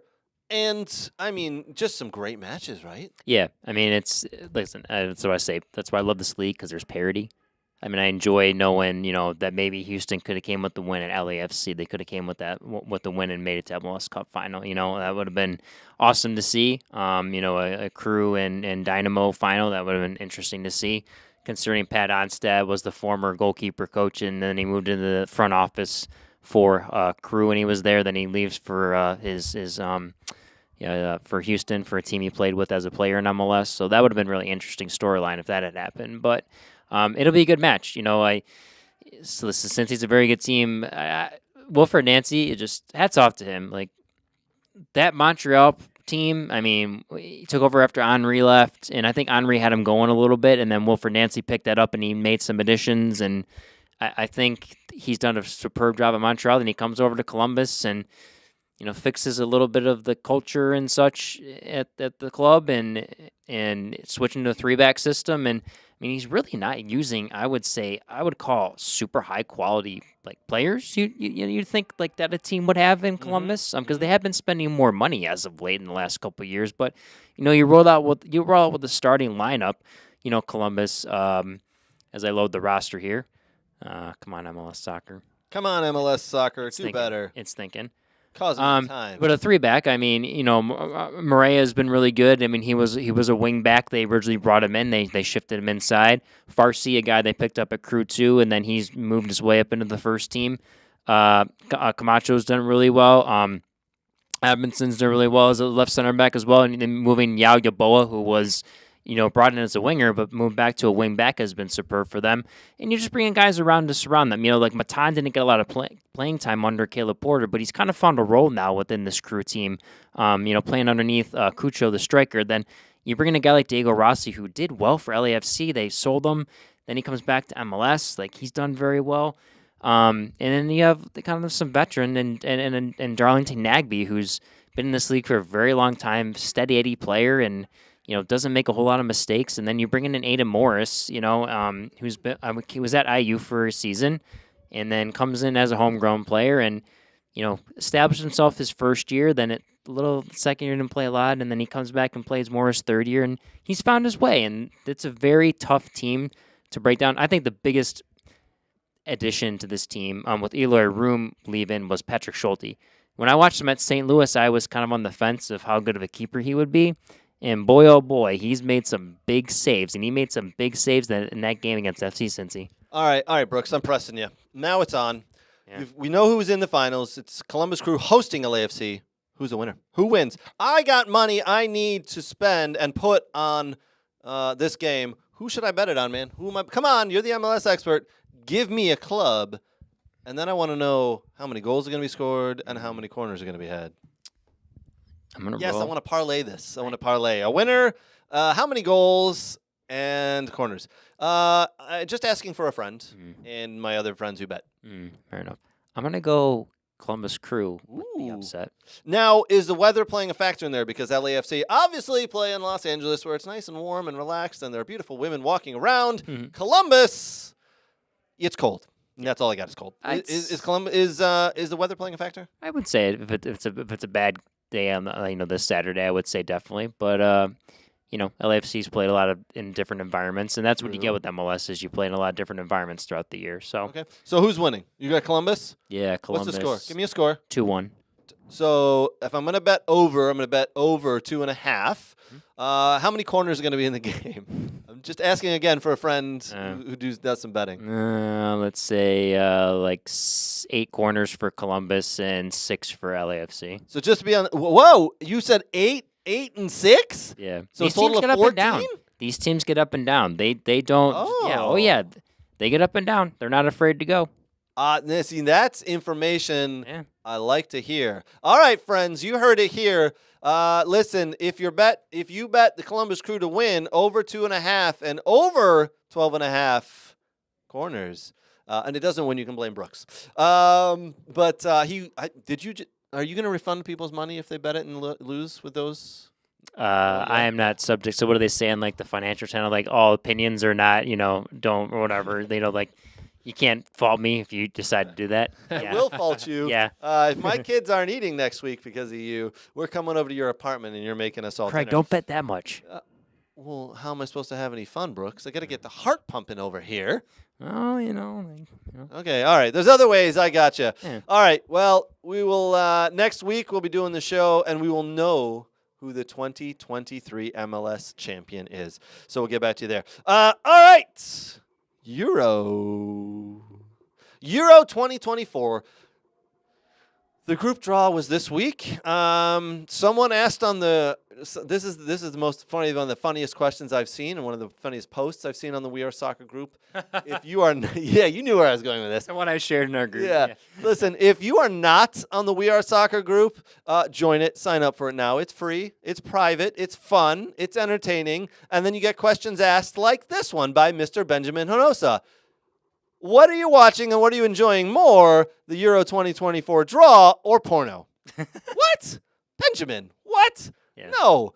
Of course I was watching the Euro 2024 draw. All right, let's get to it. We've got it as a promo. We've got it as a I've got it on here somewhere, I swear. Graphic. I got a graphic somewhere that shows all of them. You got to give Technical me a second. difficulties. Yeah, hold with me here. Here we go. All right, here you go, ladies and gentlemen. Did you make that? I did not. Okay. I did-ish. No, yep, maybe. We'll see. Okay. Nobody sue me. This is mine and mine alone. Group A, Germany, Hungary, Scotland, and Switzerland. That's actually a pretty tough group, boys. Switzerland, no slouches. Scotland can cause a little bit of an upset here and there. Oh, and by the way, Oh, you know it, Craig. Hungary can do some damage. Yeah. I think. I'd be so happy if Hungary and Scotland came out of that group. I was about to say, I think Germany's going to win it, but wouldn't it be great if they didn't and someone else came out of that group? Right. So does Shaqiri play with Switzerland? I mean, I assume Edwin, he would. sure, he does, yeah. Think Yeah, so? he does. I would I assume don't know if he'd he's be going to have back in much the of an squad. effect, do you think? Group B is tasty. Oh, now Group B is absolutely the group of death. Spain, Albania, Croatia, and Italy. Now, I know everybody's looking going, obviously Spain and Italy could be the best teams in here. Don't forget, Croatia could be the second best I team don't think in here. Italy advanced me. And I think Albania, do not sleep on Albania. They're coached by a Brazilian.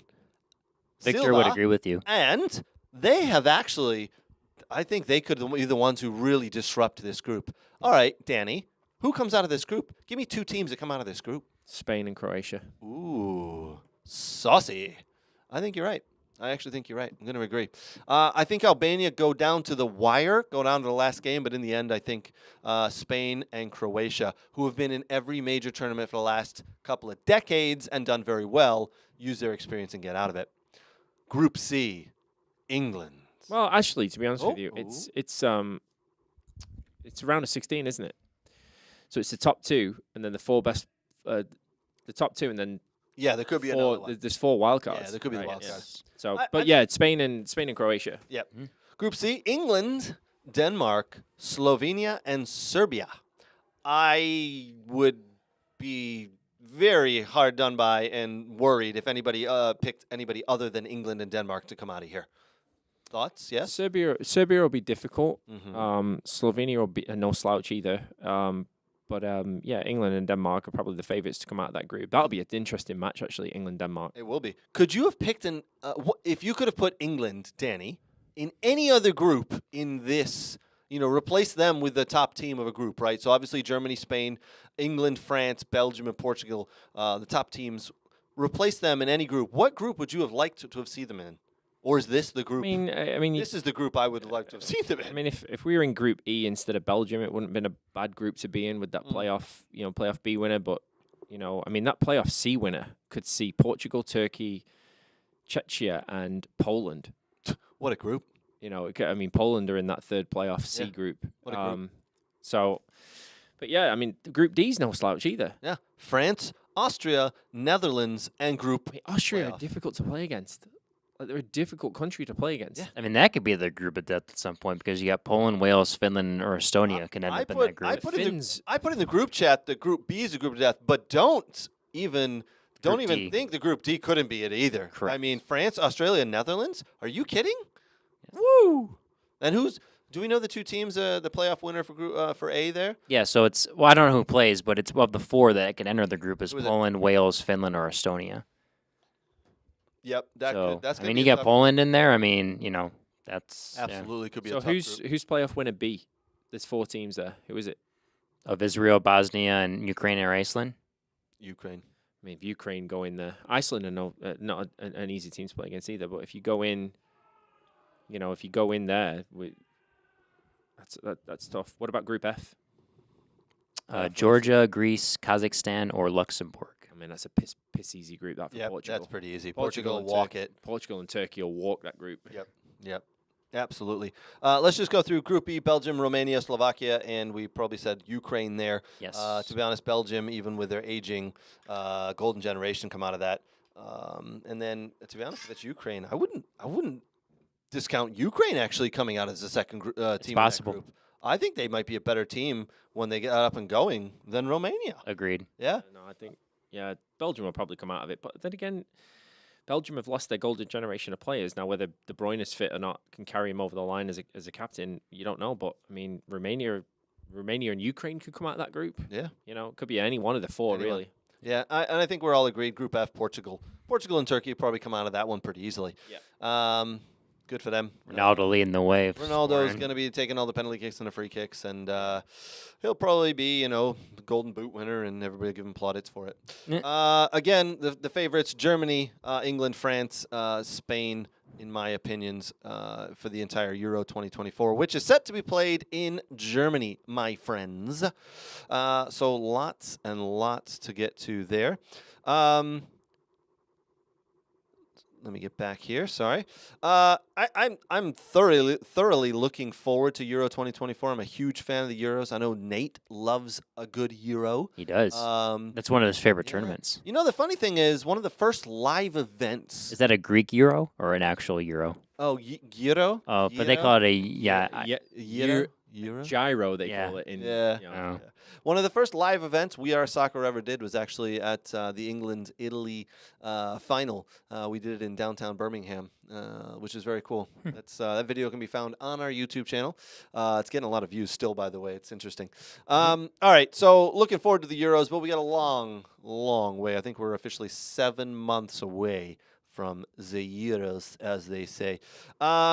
All right, let's talk. Boys, did you see the Christian Pulisic goal this weekend? I did. That's why I started to rewatch the game. What a goal. I mean, the goalie punts it.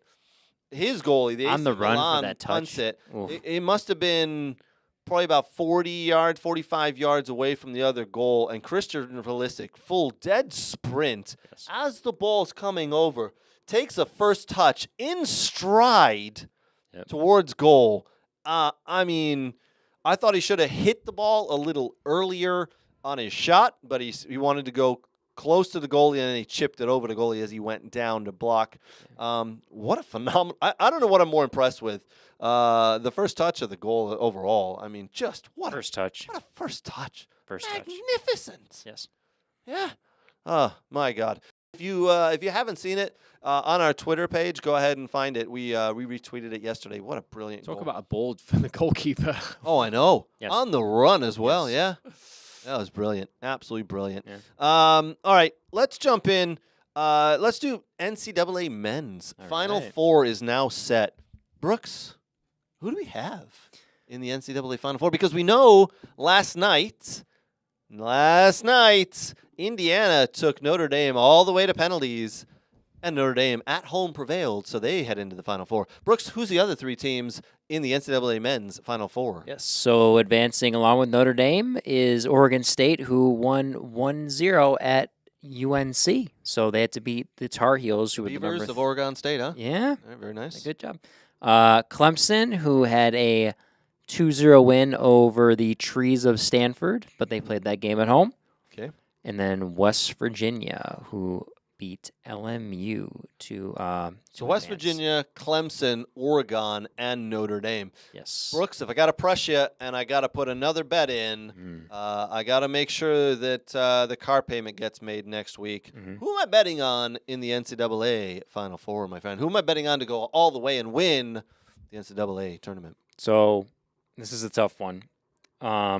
The NCAA this year has been very up and down with a lot of It has. teams. I would say there was not one dominant team. West Virginia was the team I said that they could make a run along with Marshall and win. So they have gotten to the College Cup.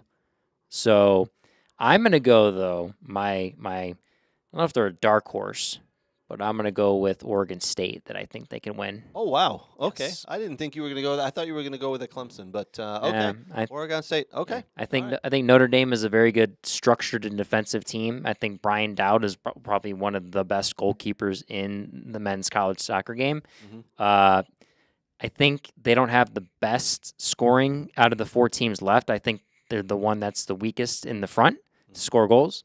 But Oregon State, I mean, that 7-1 win I was watching against SMU, they get forward. They have a very good domestic center forward that'll probably be, I'm going to guess, a top 10 draft pick probably this year in an MLS Super Draft on December 19th. Mm-hmm. And I think with the team that gets forward that much and combines and, it keeps going and going and going and is a good transition team as well, it's very difficult to stop. I'm going to guess it'll be Oregon State against West Virginia, and the Beavers will take home the title. All right. You heard it here first, folks. Yes.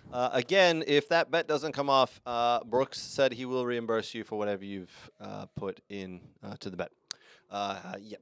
Yes. You can find him at Brooks. Any of that thing Junior. that says anything he says, just it's an opinion. Yeah, you need to find that graphic somewhere because might get a lot of people who are contacting you asking you for a reimbursement.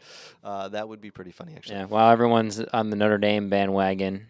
Everybody is on the Notre Dame bandwagon, even though Western Michigan took them all the way to penalties. Notre Dame. And so did Indiana. Notre Dame, they won the ACC regular season. They did not win the ACC tournament, but they had a lot of big wins, and they are always a very good structured team with veteran players. So, listen, I wouldn't be surprised if Notre Dame wins. I just think the offensive power from Oregon State's gonna be an issue. I like it. I think it'd be great if Oregon State actually won it. Yeah. That would be awesome. All right. Why don't we kind of jump back to a little bit of pro soccer here?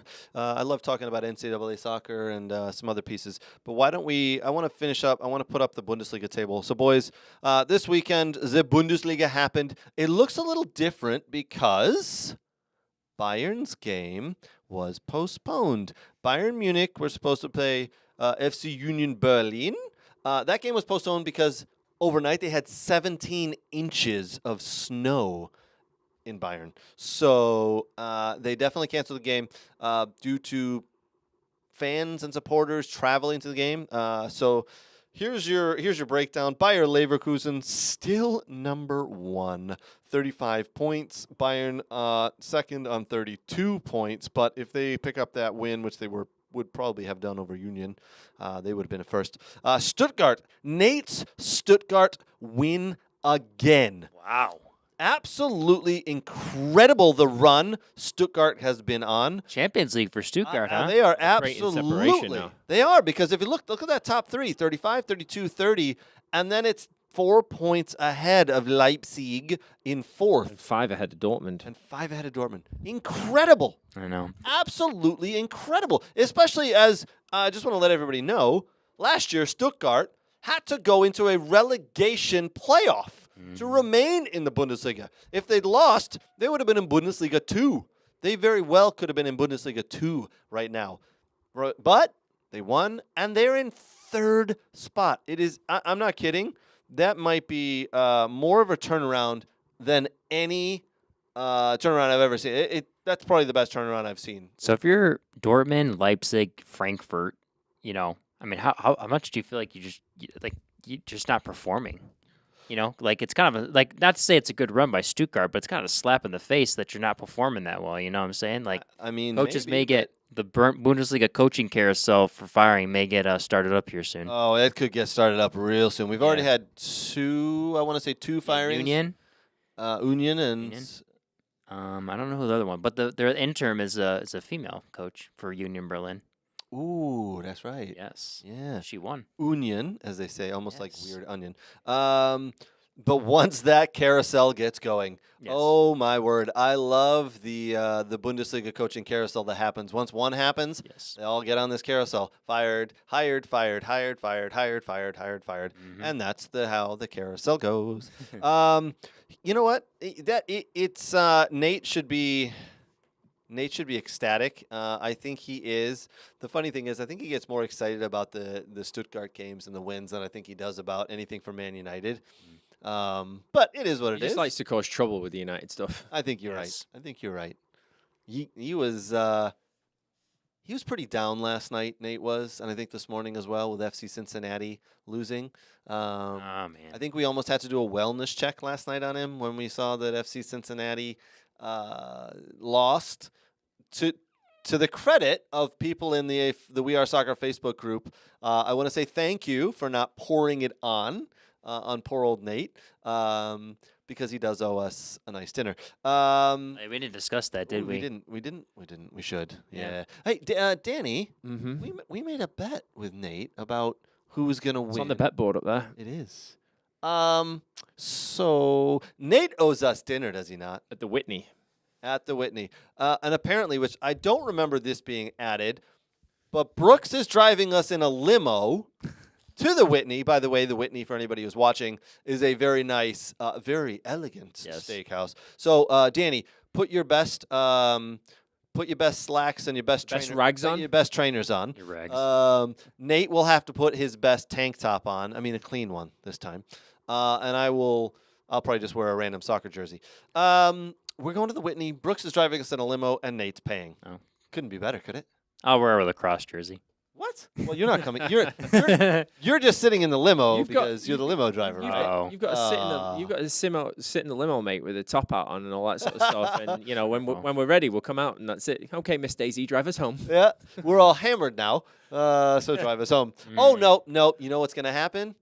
We've all had a very nice steak. We've all had some drinks. Now drive us a dog and pony show so we can finish off the night with a couple of beers. Oh boy. Let's do this. If we're gonna do it, we're gonna do it right. Yes. Nate. Sorry, FC Cincinnati is not going to win the MLS Cup this year, so you owe us. Glenn Hearn with a comment. Is Nate Junelis over at Bundesliga 2 right now? Yes, exactly. He has been relegated to the, I don't know actually what. My team beat his team the other week, 11v11, so his team has decided they need some extra training. He's cowering under the table. He's cowering under the table. Oh, yeah. Is that the whining I hear under there? Or is it just crap music from down below? All right, onwards. Onwards we go.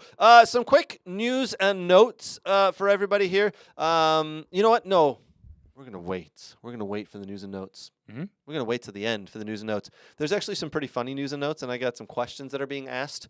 So stick around there. Let's do the FA Cup third round matchups that are coming up. So just so everybody's aware, the FA Cup has been going on for actually several rounds. All teams who want in England, Great Britain, who want to enter into the FA Cup. The FA Cup is historic. Everybody knows it's one of the greatest cups in the world. It's watched all over the world. But now in the third round, the official third round. What's it also called? The Drink Cup? No. You're getting that confused with the Moose Cup? The Carabao Cup. Oh, the Moose Cup. No. Yes. No. Okay. The FA Cup is something completely different, my friend. It's prestigious, Brooks. You took the words out of my mouth. The word is prestigious. Prestigious. This is a cup that everybody in Europe clamors to win. I mean, we've heard stories about, Spanish kids, Italian kids, kids growing up watching the sport, and they always watch the FA Cup, which only happens in England, and they hold it in such high regard. So the third round is when Premiership teams enter the fray, and the draw was done yesterday. Ooh. Was it yesterday or today, actually? Today. So here's what we got. The FA Cup third round draw was held today, scheduled for the weekend of January 6th. Let's go ahead and read off those matchups. Luton Town at home versus Bolton Wanderers. Shrewsbury Town versus Wrexham, who beat Yeovil Town 3-0 today to advance. Ooh. And here's probably the tastiest matchup of the third round of the FA Cup. Arsenal at home to Liverpool. Mm-hmm. Oh my. That one right there is going to be fun to watch. That's going to be a good game. It's always fun when Liverpool and Arsenal get together. Next up, Stoke City versus Brighton and Hove Albion. Brighton Hove Albion there, Brooks, had to get to visit Stoke City. Can they do it on a cold Saturday morning in Stoke? We'll see. I don't know. We're off the water, so it's pretty cold there, This is true, actually, but you know what they say. Norwich City versus Crewe or Bristol Rovers. I don't know who won that matchup there. West Ham versus Bristol City. Tottenham versus Burnley. Another all-Premiership matchup there. So a few of those matches. Yep. So coming up, so we still have some second rounders. So tomorrow we have AFC Wimbledon and Ramsgate. The 5th we have Alfreton Town. Is that how you say it? Alfreton. Yeah, against Walsall. Yep. And then on the 12th, you have Crewe Alexandra against Bristol Rovers. Okay. And then second round replay, you have on the 12th, you have Barnet and Newport County. Okay. And Port Vale. Yep, Port Vale. Fort Vale, and Stevenage on December 12th. Okay.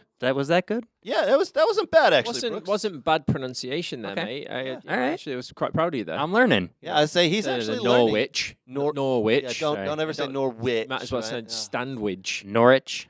No, Norwich. Norwich. Norwich. Norwich. Just Norwich. Norwich, like. Norwich your nose? Oh, good lord. We have a lot of other matchups we'll get to here. Brooks, you may have to remind me of the matchups you just talked about and how they're winning. West Bromwich Albion versus Aldershot or Stockport County. Southampton versus Alfreton or Walsall. AFC Wimbledon. Lost my place there. Or Ramsgate versus Ipswich Town. Peterborough United versus Leeds United. Millwall, versus Leicester City. Watford versus Chesterfield or Leyton Orient. Sunderland versus Newcastle United. That one right there, Yeah. if you're not aware, that's a big derby. That's a big derby. Sunderland and Newcastle United do not like each other. Sunderland at home at the Stadium of Light host Newcastle United. I, for one, and sorry, Newcastle fans, I, for one, hope Sunderland can pull one over on you here. I think that's going to be a tasty matchup. It's always fun when that derby happens. Sheffield Wednesday versus Cardiff City. At the Stadium of Light as well. Yes, sir. Crystal Palace versus Everton. Another all-premiership matchup there. Middlesbrough host Aston Villa. Middlesbrough. I'm just kidding. Middlesbrough. Middlesbrough. Middlesbrough. Bruh. So they Danny, just so you're aware, last year around this time I said Middlesbrough and they said, "Did you say Middlesbrough?" Middlesbrough. He just Forever cracked up known and laughed. as Middlesbrough. I could not stop laughing. You know. Middlesbrough. I'm excited for that Plymouth Argyle Sutton United. It's Plymouth Argyle is American owned. That's the one that's going to get you going. That one? Yes. Okay. All right. Well, we'll get to that one. So, yeah, Villa go up and play Middlesbrough. Nottingham Forest versus Blackpool or Forest Green Rovers. Wigan Athletic host Manchester United. Ooh. I mean, to be fair, Manchester United should run riot there. Manchester City host Huddersfield Town. Blackburn Rovers versus Cambridge United. Gillingham versus Sheffield United. Swansea City versus Morecambe. Chelsea versus Preston North End. QPR host Bournemouth. Coventry City versus Oxford United. Brentford versus Wolverhampton Wanderers. Plymouth Argyle versus Sutton United. Maidstone United versus Stevenage or Port Vale. Newcourt County or Barnet versus Eastleigh or Reading. And finally, Hull City host the Blues of Birmingham. Come on, Hull City, get a win there. Knock those bastards Birmingham City out. Yeah, no offense to Birmingham City, you bastards. You play at the sty, as we call it. So that's your FA Cup. Tom Brady wants them to win, okay? Yeah, so did we talk about that, actually? Have we talked about Tom Brady buying in? We did. Didn't we talk about that? Yeah, we did. Yeah. Maybe we did. Yeah, we did. Yeah. Tom Brady bought in as a minority owner, put some money invested into Birmingham City. They quickly ousted the manager and brought in Wayne Rooney, who lost 6 on the trot. Finally got his first win last week. And he carry over the stench from DC United into Birmingham. He definitely bought the stench along with Yeah. him, man. Trust me. Yeah. That is actually bizarre that they did that. All right. So that is your FA Cup third round matchups being played the weekend of January 6th. Another quick note, local news here, Detroit City FC.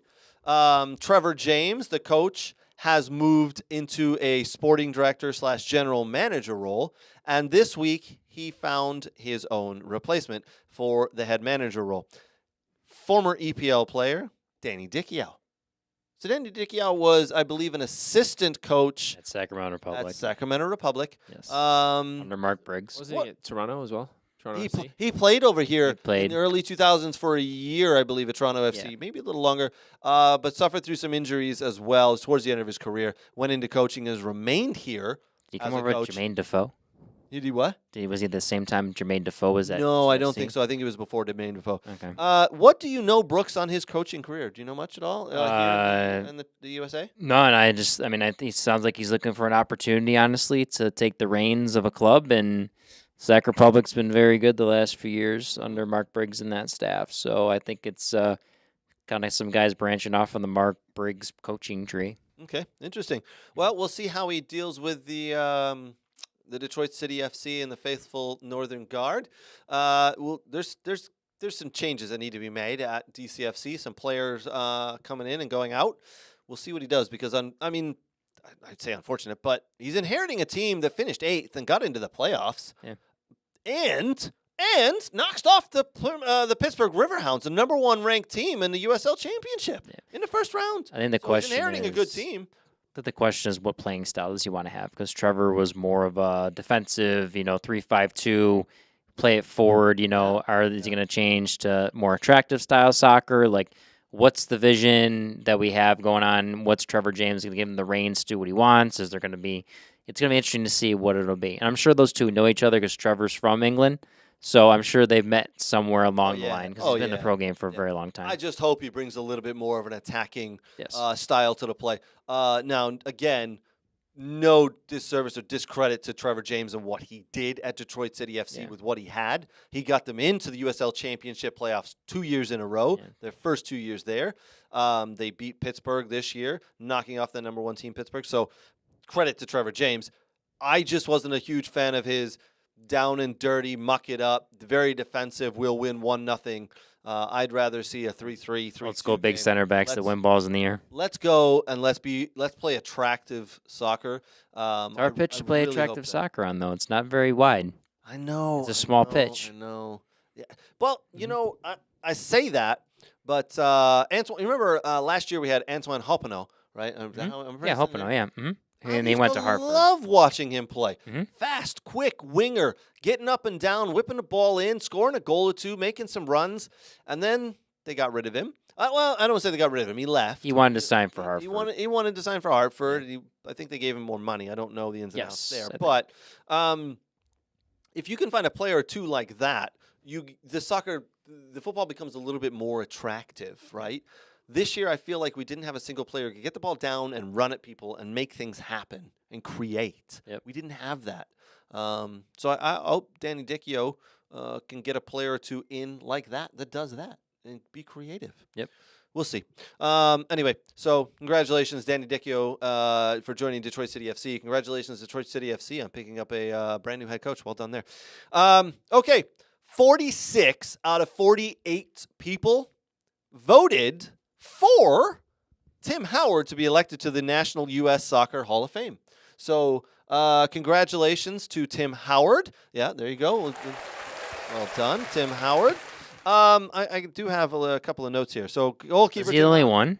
Huh? Was he the only one for this class? I don't know actually about the class. I just know about him. So goalkeeper Tim Howard has been elected to the U.S. National Soccer Hall of Fame and will be inducted on May 4th. The former Manchester United and Everton goalkeeper made a U.S. record 121 in national appearances as a goalkeeper and holds U.S. men's national team records in starts 119 and victories 62. He received 46 of 48 votes. Now, my question is, who the hell are the two idiots who voted against him? Who votes against that?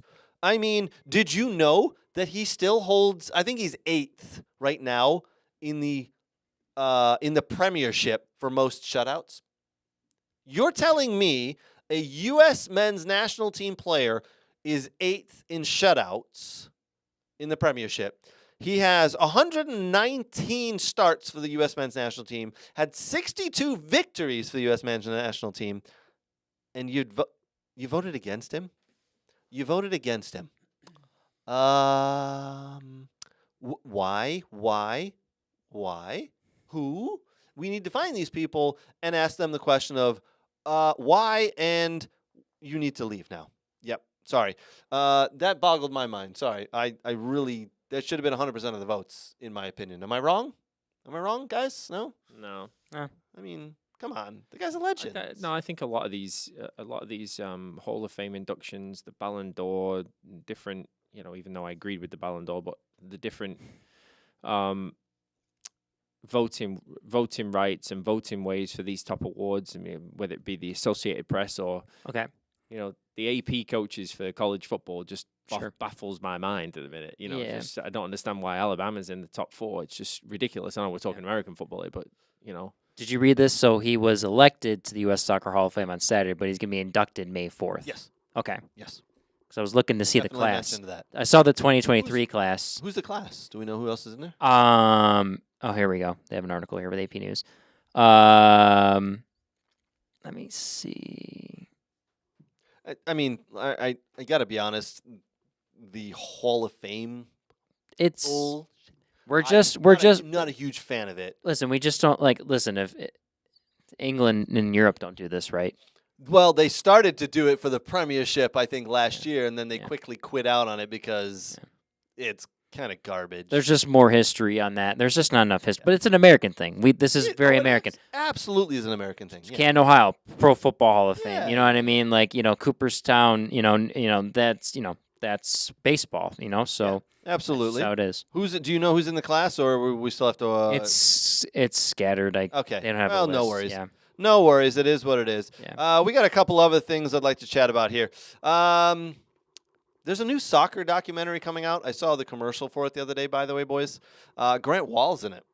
Now, he's been dead for over a year, and I'm wondering, how long does it take to put some of these documentaries together? This one is coming out on Paramount Plus. It comes out December 11th. We will have to watch it. It is called The $1 Billion Goal. And Grant Wall sits down and gives an interview. I believe he's maybe the producer or creator of it. Not Alexis, which is Alexis from the Cooligans.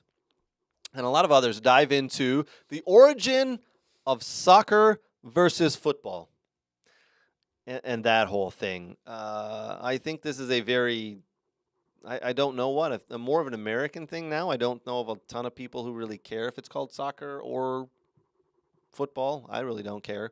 But there's a whole documentary coming out of it, and I kind of want to watch it.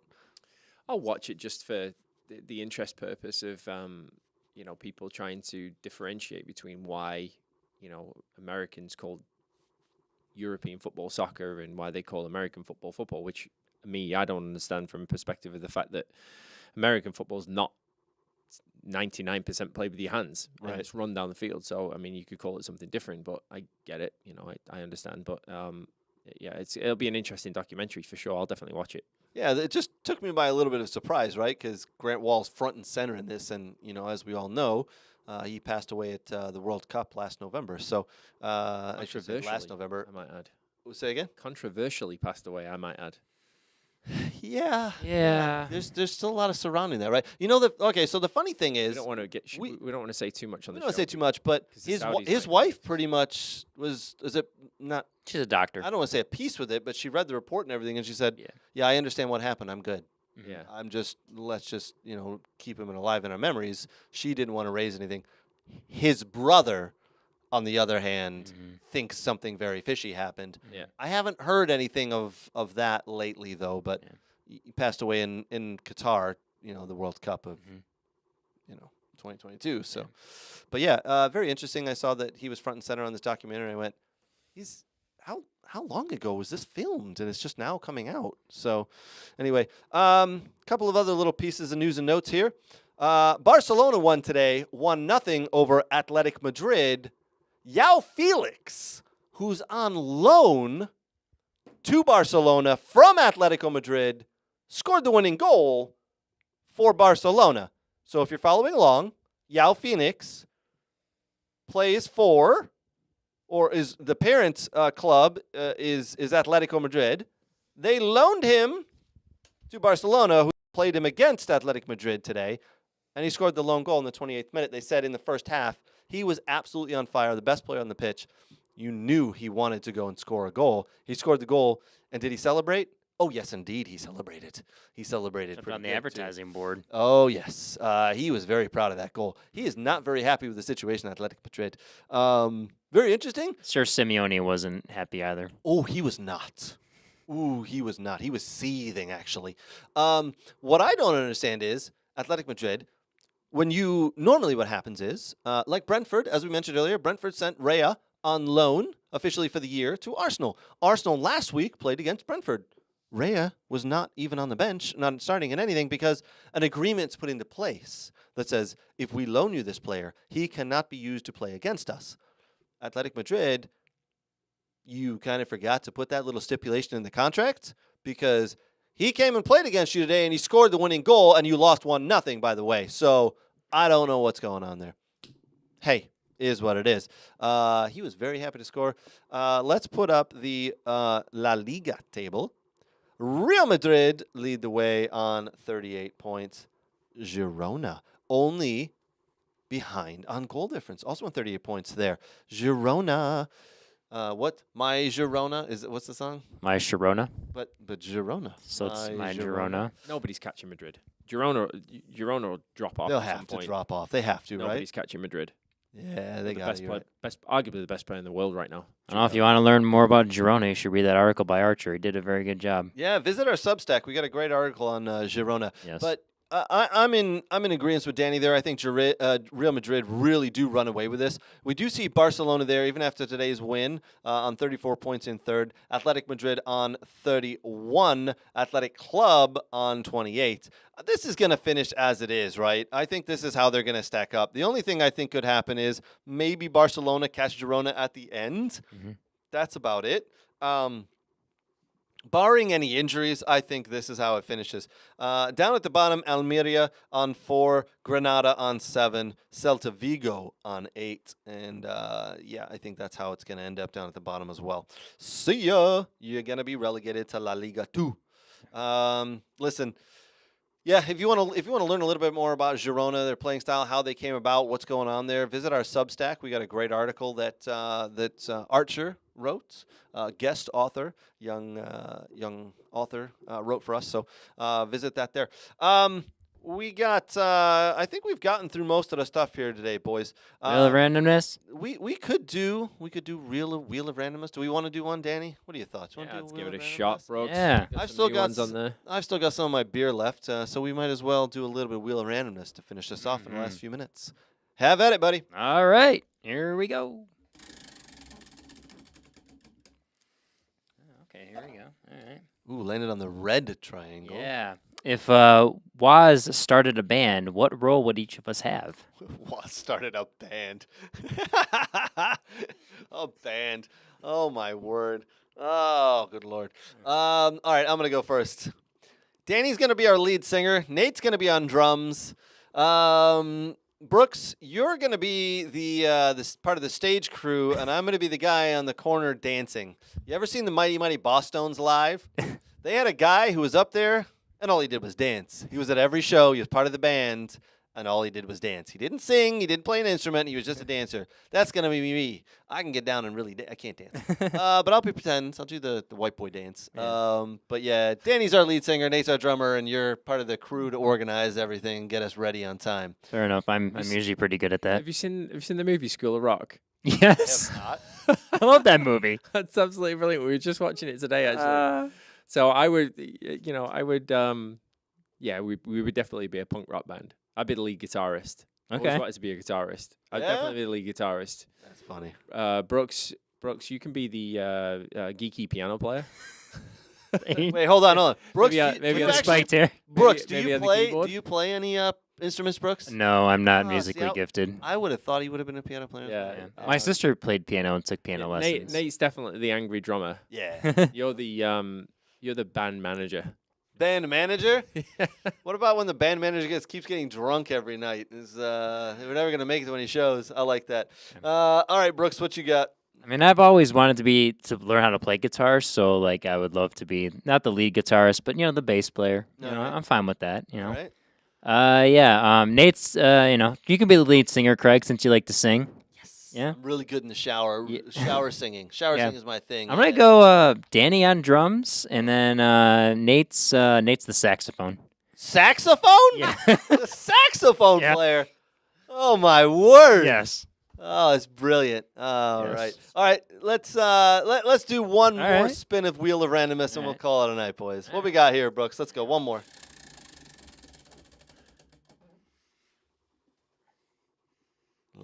The green slice. What we got? Chuckling away.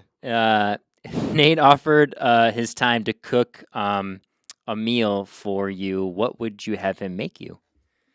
Oh, if Nate offered me time so he could cook me a meal, what would What would I you want him to like? cook you? Yeah. Oh, that's a great question. Oh, I'd definitely go with like full Italian spaghetti bolognese with meatballs. Yeah. Shit, now I'm hungry. I would go. Garlic toast. I gotta go. I gotta go. Meat and potatoes. I want to see him do me a filet mignon with mashed potatoes and some carrots on the side. Yeah. And then I want him to serve me up a nice wine that could go with it, and then a German beer. Ooh, I actually had a German beer, the German Pilsner at Dog and Pony Show the other day. It was brilliant. It was last week, actually. It was brilliant, by the way. So I would like the German Pilsner from Dog and Pony Show. But yeah, I think that's what I like. I'm a meat and potatoes guy, Brooks. All right. Yeah. I'm thinking like a nice Italian dinner, like some like nice lasagna with the salad. You know? Lasagna? And he makes the bread himself, you know, with the oven. He's kind of like the muffin man, the bread man. You know what I'm You saying? just call him the Muffin Man? Yes. I don't know if he's going to take kindly to that. But you know what? We can refer to him as Yes. the Muffin Man from here on out And and then- blame it on you. And then for dessert, a nice gelato made specially by Nate. You're a strange man, Brooks. Yeah. I love it. I think that's a great answer. All right. I want to say a big thank you to our sponsors and our friends and our partners. Thank you to Soccer World. Thank you to Next Level Training. Thank you to Dog and Pony Show Brewing. We love you guys. Love the support you give us. For me and the boys here at the studio, we'll see you next week. Cheers.